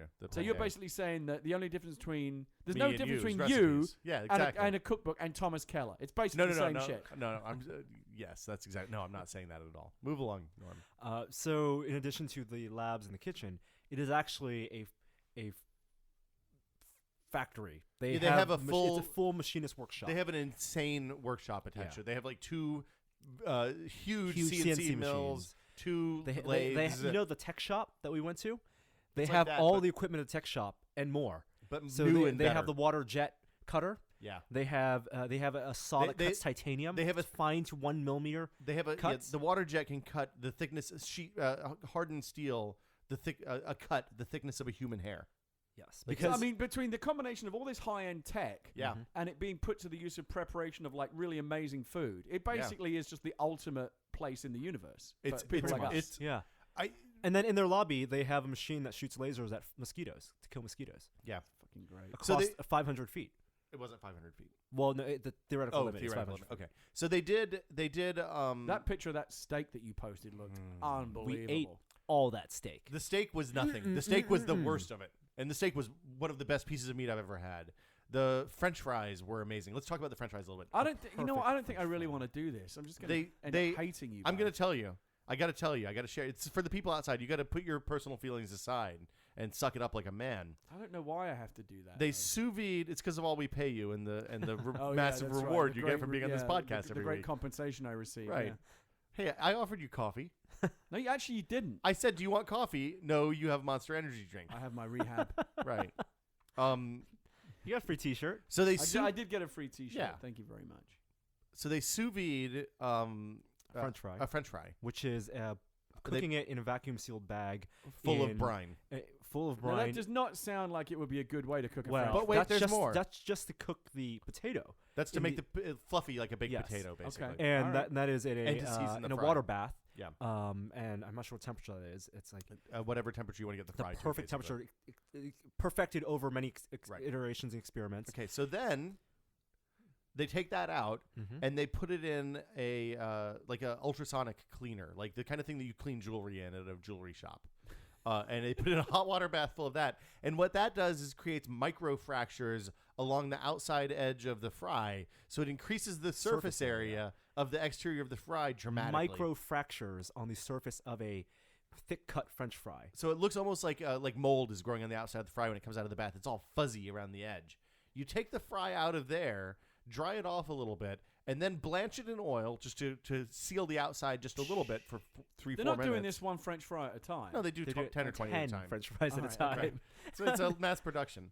And then they take that out, and then they put it in a higher temperature oil so it browns the outside.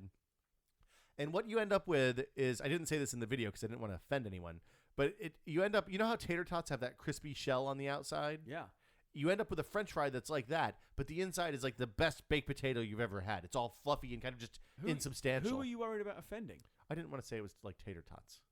Why? Because tater tots are, freezer food. Oh, okay. No, you have great tater tots. You can make great tater I tots. like crinkle cut fries. But you end up, the texture on the outside of the fry tastes like they've rolled it in something, like breadcrumbs or something. That does look because it ends special. up like with this really crispy. Served 3 at a time on a plate. Yes. They claim it is the best French fry in the world. It is pretty. I have never had another French fry that was seems as good. and it's not even about why aren't they using this to make money. It just seems almost unfair that they would have all these amazing secrets to fantastic food, but they're not sharing it with more. They're not. People should be able to appreciate. You can this. buy the cookbook. I mean, you can. Yeah, but it's not the same. I don't have a fucking molecular French fry cooker. You can get one of those for a couple $100. If you're going to spend $500 on a cookbook, you'll spend another $200 on a. But I'm not going to do that. I want to just go to the restaurant. Obviously, you don't care enough. That's why high-end restaurants exist, because they have the equipment and the skill to make food that I don't have. But in this case, if you look at the way most restaurant service works, French Laundry obviously is exempt. Cyrus and other high-end restaurants are an exception. They can't. The food that they're making here is not something that they could mass produce at a level to do it every night, because some of the preparations take 3 days. So, like, the cheeseburger is literally a 3-day. We've had this conversation, and I have no problem ordering that meal. You way make in advance. Like, if I have to make a reservation at the French Laundry 3 months ahead of time, then why can't I just order the food that I'm going to eat as well, and they can prepare it? Well, I guess you could do that. If I can wait 20 minutes for a souffle. Well, given that the instructions are out, they don't have to do it. It's someone else. Right. It's the onus on someone else, an ambitious chef, to open that restaurant based on the book. I think if somebody opened a restaurant based on their cookbook, they'd probably have something to say about that. By the way, because I feel like this is a bit one-sided, I actually did, maybe not to the level you're talking about, I actually did have the best burger I've ever had in my life. Wait, tell me where. At Lark Creek Steak. Oh, that place is amazing. Wait, I gotta write this down. At the Westfield Century Mall in downtown San Francisco. Unbelievable. Wait, Westfield. Yes. Wait, is it a? It's in the food. Okay, so the food court. It's the big Westfield. Yeah, but no. It's upstairs. They have what's called Restaurants Under the Dome, and they have a really great Thai place, Singaporean food place there called Straits. Right next to it is a place called Lark Creek Steak, and they make excellent Lark Creek. LARK. They make excellent steak, and they also have on their lunch menu, which is their afternoon menu, what they call steak burgers. Yeah. And basically, the waiter was explaining. Basically, what they do is they take all the cuts of steak that are either too small or they can't serve actually as steak, chop them up, and make burgers out of them. Yes. And I had the Texas Cowboy barbecue steak burger. It's a really good with burger. like French fried onion straws and bacon. But it is this unfucking believable? Is this only at lunchtime, or do they have it at dinner as well? It's like noon to 4. God damn it! You work at home, Norm. Not starting next week. We'll go there for lunch sometime. I think we should go there for lunch after the show one. When we break in the new office. I can't do today. No, we'll go some other time. But it was exceptionally good. So what else have we done? We went to Scott Heimendinger's house after the Modernist Cuisine stuff, and he showed us his pizza grill, which is awesome. Yeah, we have that'll be up later as well, probably next month. So Scott's place, I mean, he is obviously a food enthusiast. He buys equipment off eBay and Craigslist. He's the guy who did the first DIY sous vide machine that I'd ever seen online.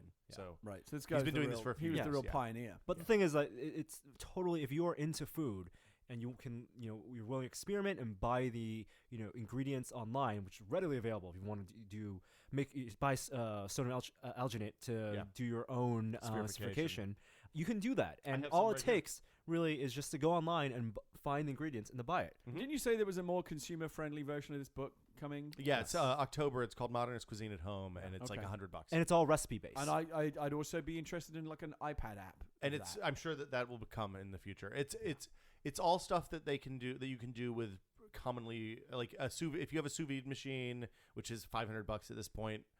If you have a pressure cooker, stuff like that, stuff that's readily available in a normal kitchen. It's bugging me though that to know that this amazingly good food exists and I can't eat it. It's like telling me that somewhere out there that the Star Trek universe is real. I'm going to go ahead and tell you. But I can't get to it. I want to go live there, but I can't. I've eaten it and it's lovely.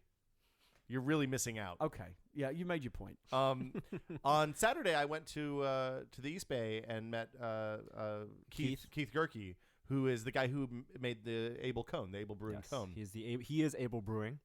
And I got to see the new cone. I got the hands Able on cone, with the new cone. To explain for people who might not know, is a metal filter that you put in a Chemex. Yes. So for Chemex, or a V60, whichever. Yes. the Haro V60. And it's just instead of using a paper filter cone, it is a metal cone with very fine, very fine holes in them. So Joey and I went over there and we got to sit down. And he has the new version of the cone, which he says is the final version of the cone. He says he's perfected the design. He brought 40 prototypes to show us. That's awesome. What he's gone through, and we got a chance to look at them. I didn't take pictures of those, which was foolish in retrospect. But yeah, so I got to make coffee in it. I got to test it out. Very cool. It was very cool. Did he have the new ceramic? He did not have the new ceramic thing yet. Okay. He said he went to pick it up on the way to the airport, and the walls on the ceramic were too thin, so he didn't want to. He wanted to bring the final one rather than the half-assed one. Very fair. So coffee excitement. So that's coming soon. We'll have that, I think, next week sometime is the hope. Yes, actually. Because in his Kickstarter, if you want to pre-order the new cone, you can get it for $15 off if you do it as part of his Kickstarter. Yeah. So it's like search Able Brewing Kickstarter, and you'll be able to find that. Exactly. And then last Friday. Oh my God.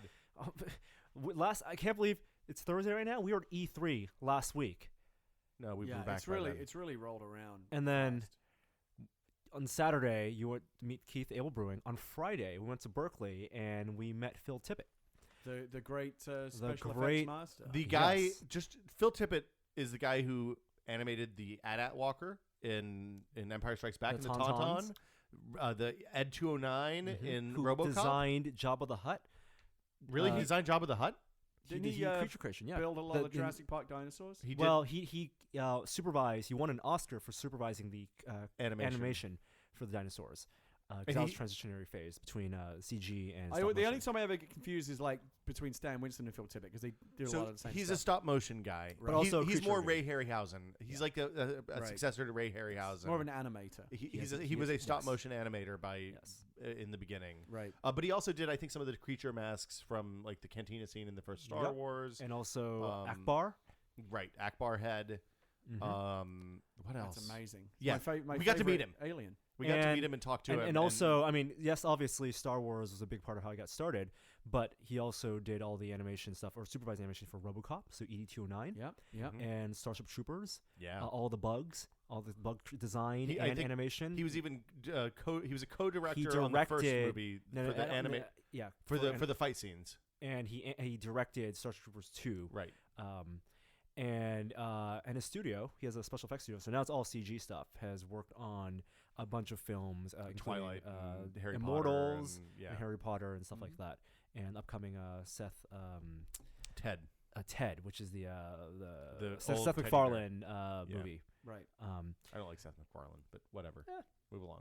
But anyway, we were there not only to get a tour of Tippett's studio, and we'll have a video of that coming up, but the video we actually already posted is for his crazy side project called Mad God. He wants to make his own movie. He's been working on it for 20 years. And one of those things where 20 years ago he decided to make a movie just for fun in his own spare time, and it's a very surrealist, twisted project that kind of to show off what you can do, what he could do. Stop motion.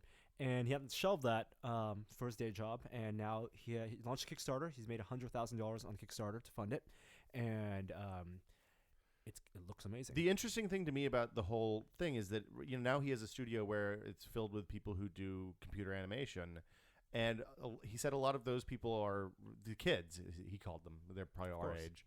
Were really interested in learning about stop motion because they had no practical experience with it. So a lot of people are volunteering time and effort, and they're using studio space at his studios. But the trailer for it is amazing. I was blown away when I looked at it to see that it was stop motion. And so you definitely should check out that video. He talks a lot about both the inspiration for it and how he's worked on it and how he's been making it over the years, and also talks about how he develops the puppets and the props and the sets, which I think is, as a dude who likes to make things, the places that he finds inspiration for that are really, really. It's not like he goes any place special. Yeah, he goes to flea markets, a hardware store, and Radio Shack. Buy stuff. Oh yeah, you'd be amazed how much of that stuff just comes from like the local Ace Hardware or whatever. Yeah, it's one of the things that Adam said to us as well, that the places where you find you can find this stuff anywhere. Yep. Phil said he goes to the Ace Hardware and just buys a handful of model kits. Doesn't even paint them every week. Yeah, well, I mean, so Bill Doran, the Punished Props guy, who is going to be building my Mass Effect armor at Chinbeard, I believe, right? Chinbeard. Mass Effect armor is go. Well, he sent me. He asked me for all my measurements and specifications, and so I got to get to that at some point. He posted a boob chest plate. Yeah, on, so I assume that was he yours. posts a lot of his stuff. He's building some armor for someone right now, and like for example, the boots just got them from the hardware store, and he's like gonna put stuff on them to make them look good. Yeah. The armor, like that kind of that mesh weave, that kind of Kevlar looking armor, is just fucking floor mats that he got that he's just chopping up. Like it's all regular stuff. Yeah, Adam building a spacesuit, just bought snowboarding boots, and then used hack them. He used drywall screws into the sole of the boot to hold the frame around him. Yeah, it's crazy. So yeah, interview with that coming up. The Mad God video is fantastic. I thought it turned out amazingly. It's like 18 minutes long. So we got to talk. I mean, Phil gave us a whole afternoon. We were able to talk to him extensively about what he does and why it's cool. And it was fantastic to get to talk. And to we have him. a couple more trips coming up. Yeah, we've never some stops. more stuff coming up. It never guys stops. are all over the place these days. Anything else we've been testing? I got the Wi-Fi backpack for the. There's a lot of tech. So if you're backlog. because we've been traveling so much, we haven't and because we are just now getting our new offices, we have a backlog of tech to quick look. But some things that we've been testing that we will get to shooting video of, the GoPro with the Wi-Fi backpack. Yep. So we see a lot of people with GoPros now on their helmets. Yeah, motorcycles. And now the Wi-Fi backpack allows you to control that, turn it on remotely with like a wrist strap. Oh, that's cool. And also it sends a signal to like an iPhone app, so you can remotely get viewing and activate the you can use the iPhone as your viewfinder. Yeah, which is cool. We have the Parrot Air drone 2.0 just came today. So cool. I'm going to do some testing with that. Can't wait to do more. We have the juicer still, which we haven't done yet. Oh god, we have I forgot about the amazing juicer stuff. I'm surprised that you guys, just to go back to the beginning, that you didn't jump on getting a Retina MacBook right away. Honestly, we got on the plane. The keynote finished. We went and shot video with Adam, and then we got on the plane and I haven't had this is the first time I've been in my house since Monday. And Will is you're out next week. I'm out all next week, so there's no Washington reason. DC. So when Will gets back, we will definitely go over Retina MacBook, new MacBook Air. So I'm going to go pick up the new MacBook Air on my way home from this podcast, and I will probably try to take the opportunity to kind of check out, at least look at the new Retina screen as well. Excellent. See what it looks like. Yeah. Excellent. So let me let's do a couple questions. We haven't done them in a couple weeks. Emails? Well, but we do the other one. Emails. We don't do emails. We do emails. No. Questions. Boom. Our first question is this one. Hey there, Tested Crew.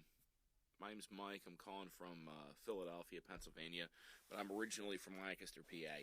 Just a fun hometown trivia fact, both Lancaster and Philadelphia had previously been the nation's capital at differing points during America's history. Quick question that I have is regarding Windows 8. Now, I've only been following your guys' coverage about Windows 8 and haven't really read much else, but would it be safe to say that the push of the new Metro interface in Windows 8 at the expense of the traditional Windows desktop is just a modern analog of the original Windows 3.1 versus DOS command line interface that eventually got pushed all the way pretty much into obscurity with the adoption of Windows 95? Love to hear your opinion about this. Thanks. Always be testing. It's not a loaded question at all. I think that's the fear. I mean, that's the fear I have. I put Windows 8 on my home machine, on the machine I use as my day-to-day work machine. I just used it earlier today, and maybe it's because I'm used to using sometimes a Mac for work. Yeah. I hit that Windows button, and boom, I bring me back to Photoshop. Shocks you every time. Bring me back to Photoshop. Yeah. It's interesting because I used the machine for 4 days, immediately after the release preview came out, starting last weekend and until we left. And right before I shut the machine down before leaving, I hit the Metro task switching thing in the top left corner just to see what I'd run. And it was literally control panel and then desktop. Those were the only two things in the Metro task switcher. So I used it all that time without ever going into Metro other than to launch apps. I'm not going to dismiss Metro completely because we haven't actually used it. And there's on not tablet, many apps yet. And the apps aren't all there yet. But I could see some people who have Windows 8 PCs, just like how people broke off the insert key on their keyboards, breaking the Windows key. breaking that Windows key. It's going to be real hard to launch apps without the Windows key. I mean, I think that this is Microsoft testing the waters, right? If Metro goes really poorly, obviously they'll back away from it. If Metro goes really well, then I don't think they back will away from replace it. the desktop. They will eventually. split it. They will split it off. Right, tablet and desktop. Yeah, that's. I think that's more ARM likely. with Metro and go back to desktop. Or with x86 tablet for desktop for Metro as well. I think it's really too early to say. The big question is whether app developers are going to get on board, because if there aren't high quality Metro apps, then Metro is useless, and that's the unfortunate truth. Microsoft realizes that. They're incentivizing really decent heavily. developer relations.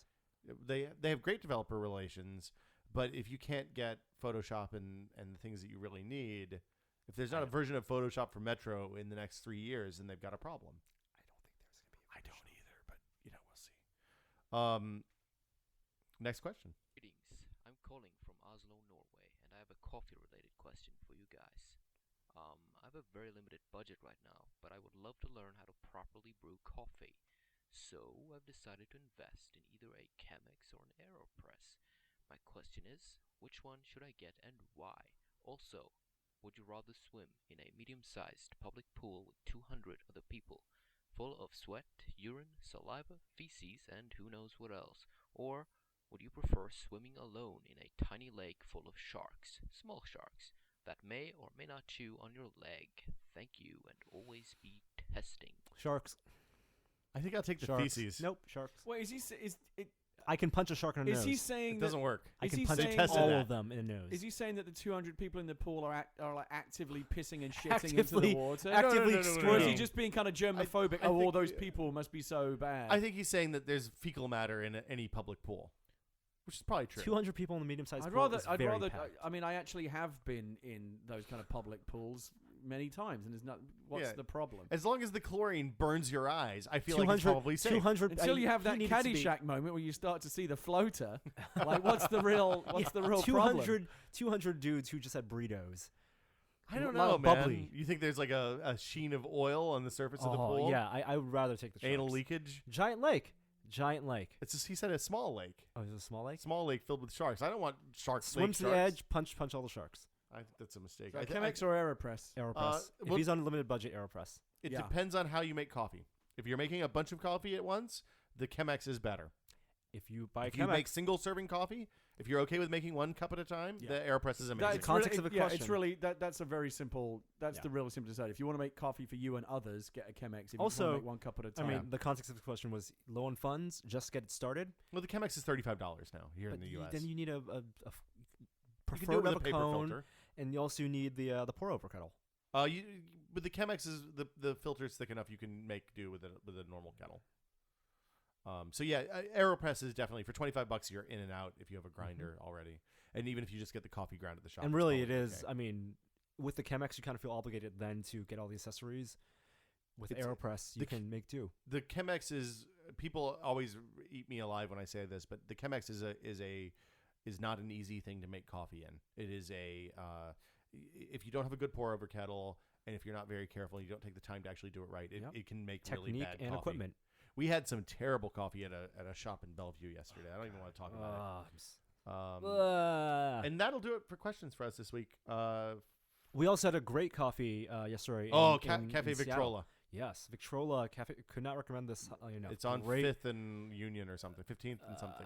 well, that really University. sounds like a hipster place. on Capitol Hill in Seattle. a coffee house that's named after a Well, but- vintage record player. But it's on Capitol Hill, and Capitol Records was a Victrola. It all makes sense. It's And thematic. it just all fits the profile. Dude, the coffee was awesome. The people were really nice, and they it had was- Wi-Fi. They have free Wi-Fi, and Yeah. it was spacious. Lots of seating. Right. Joey took a table all to himself. He didn't want to sit with us.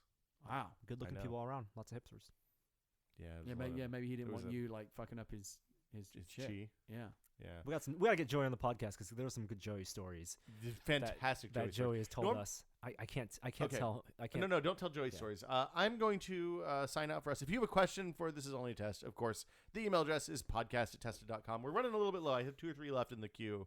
But if you want to send one in, we also are out of outro song. So if you want to make an outro song for okay. something dumb that usually Gary has said, it seems like, but sometimes it's Norm or I. The door is wide open for you to appear on the podcast. Go nuts. We'll give you a shout out.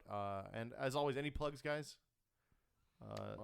Always good stuff coming up on Tested while Gary thinks. Episode 2 of Walking Dead is out Episode 2 soon. of The Walking Dead, we hope will be out by the end of the month. I think it's pending certification. Going through the certification process right now. And also the iOS version of episode 1 I think is very close by as well. Okay. Wow, and I'm deep into the writing of episode 4 right now, which I'm having a lot of fun with. Also, Indie Game the movie came out last on Steam. night. Yeah.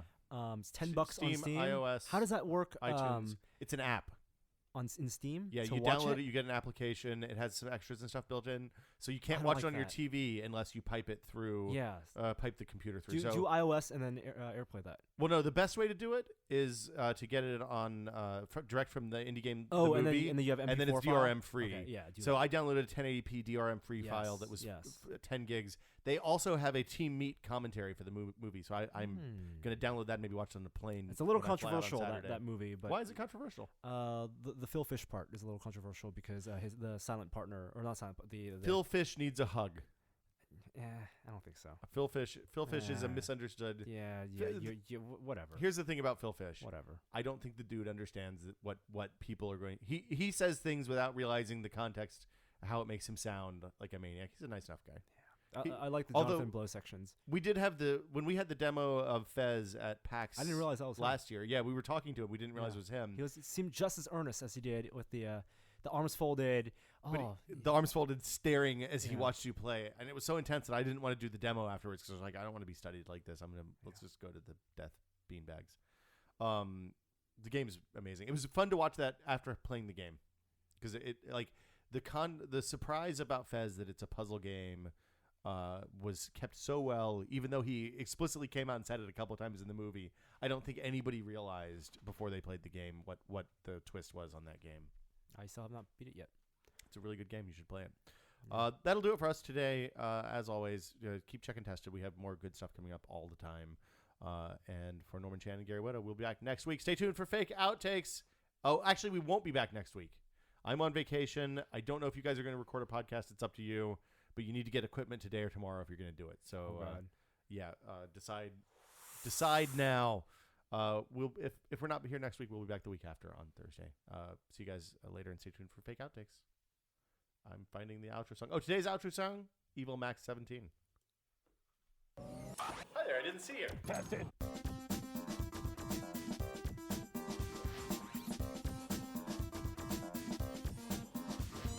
I find being made to talk to robots humiliating and dehumanizing, so I won't do it.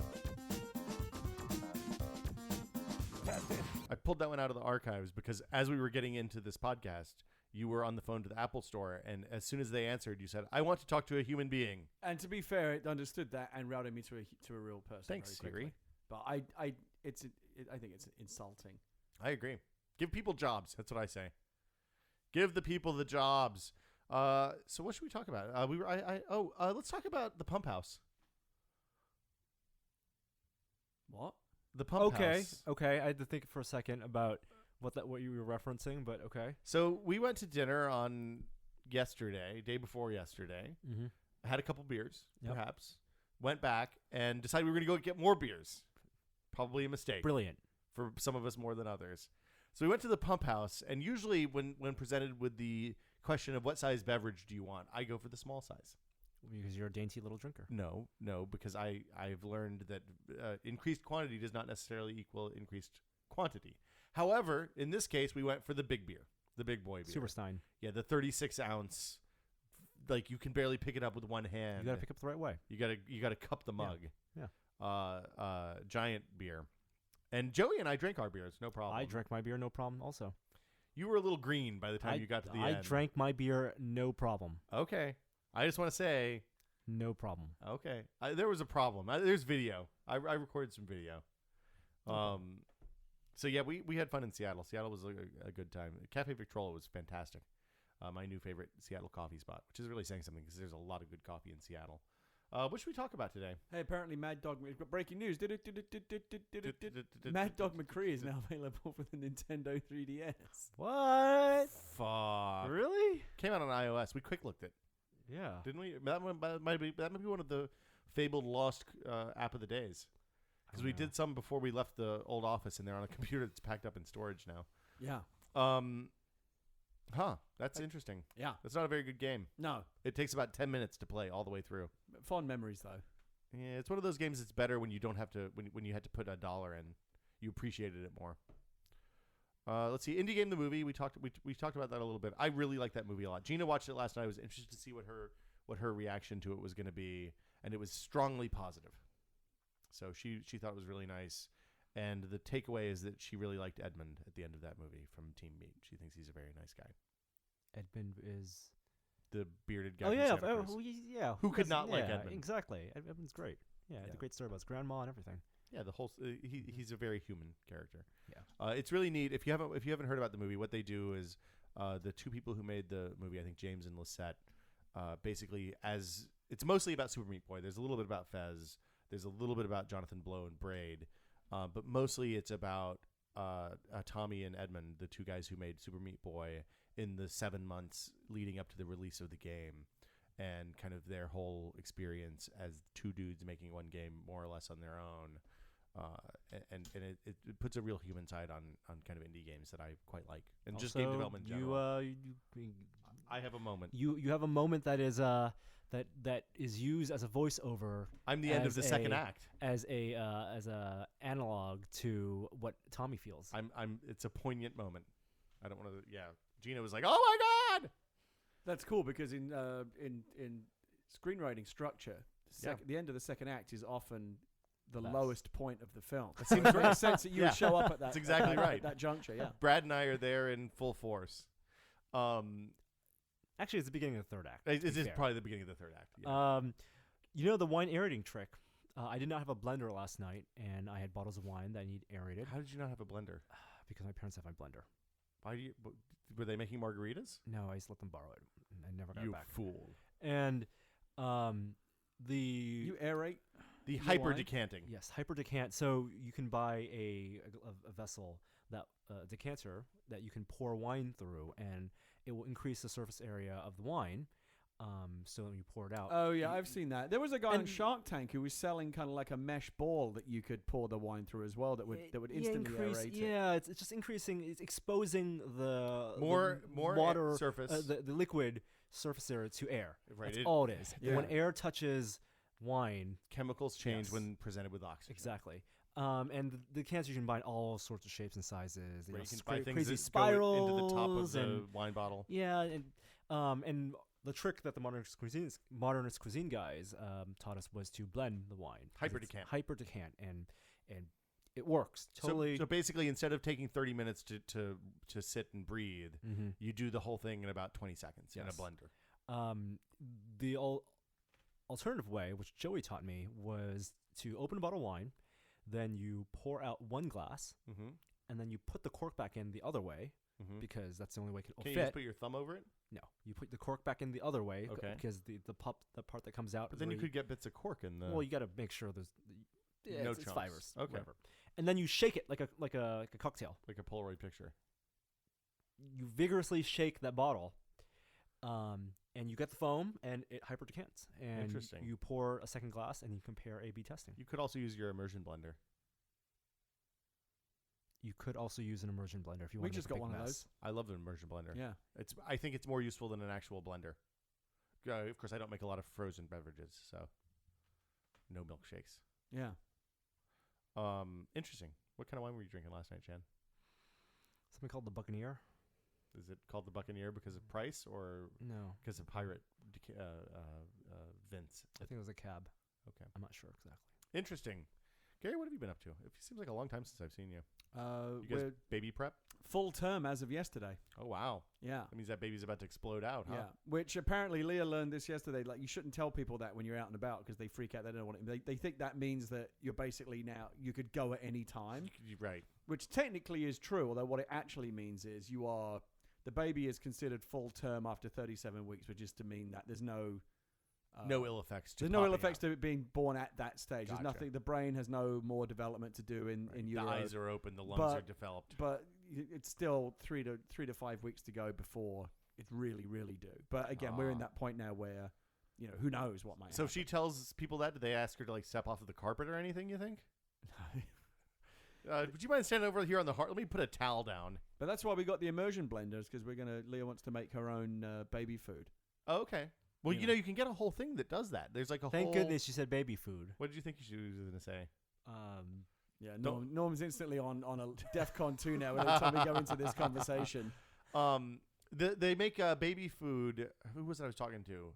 Yeah, but there's baby bullets and all kinds of things that do it. She just wants to do it the old-fashioned way. Yeah, there's basically a thing that'll make it, like, take whatever you're eating, you take it out before you season it, and then you dump the food in, and it turns it into baby food. Yeah.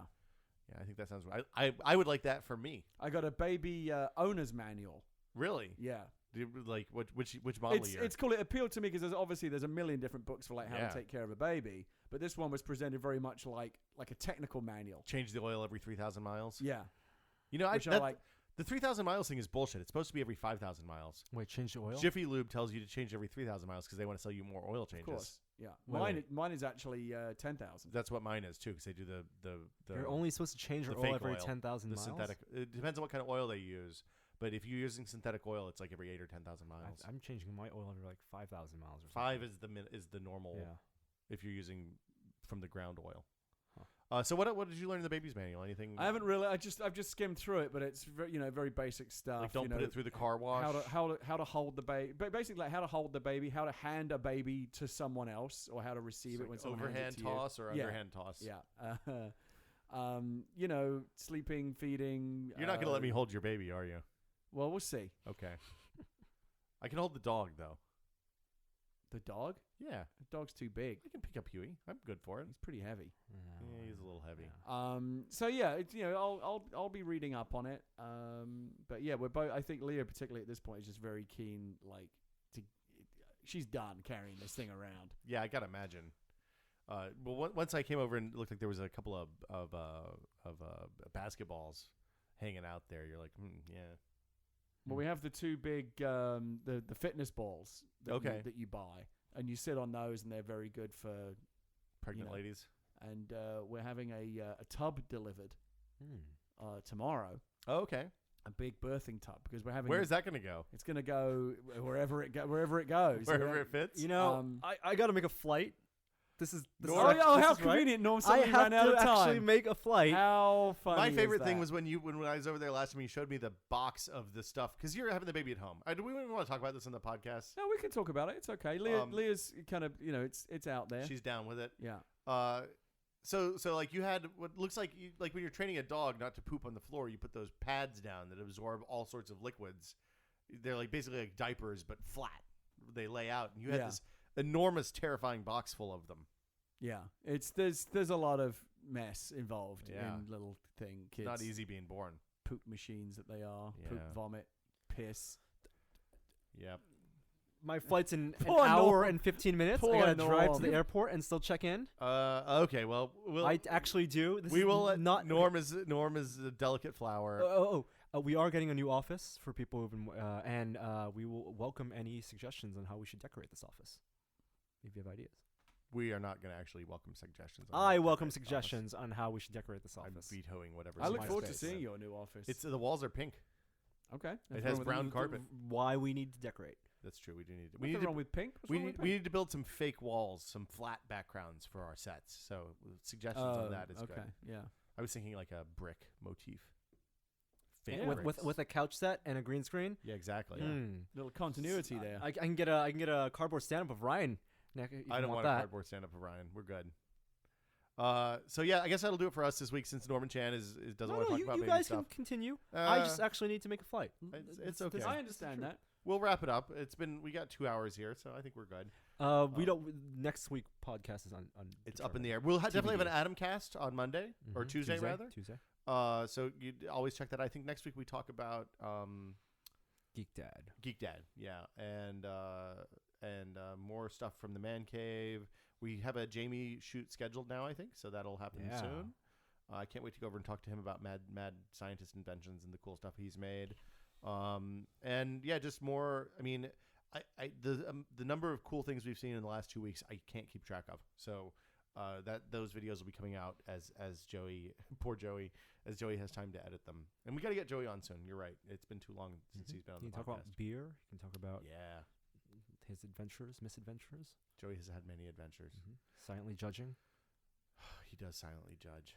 Next week or the week after. Until then, I'm Will. I'm Norm. And Gary's here too. Yeah. See you guys later. Stopping video now.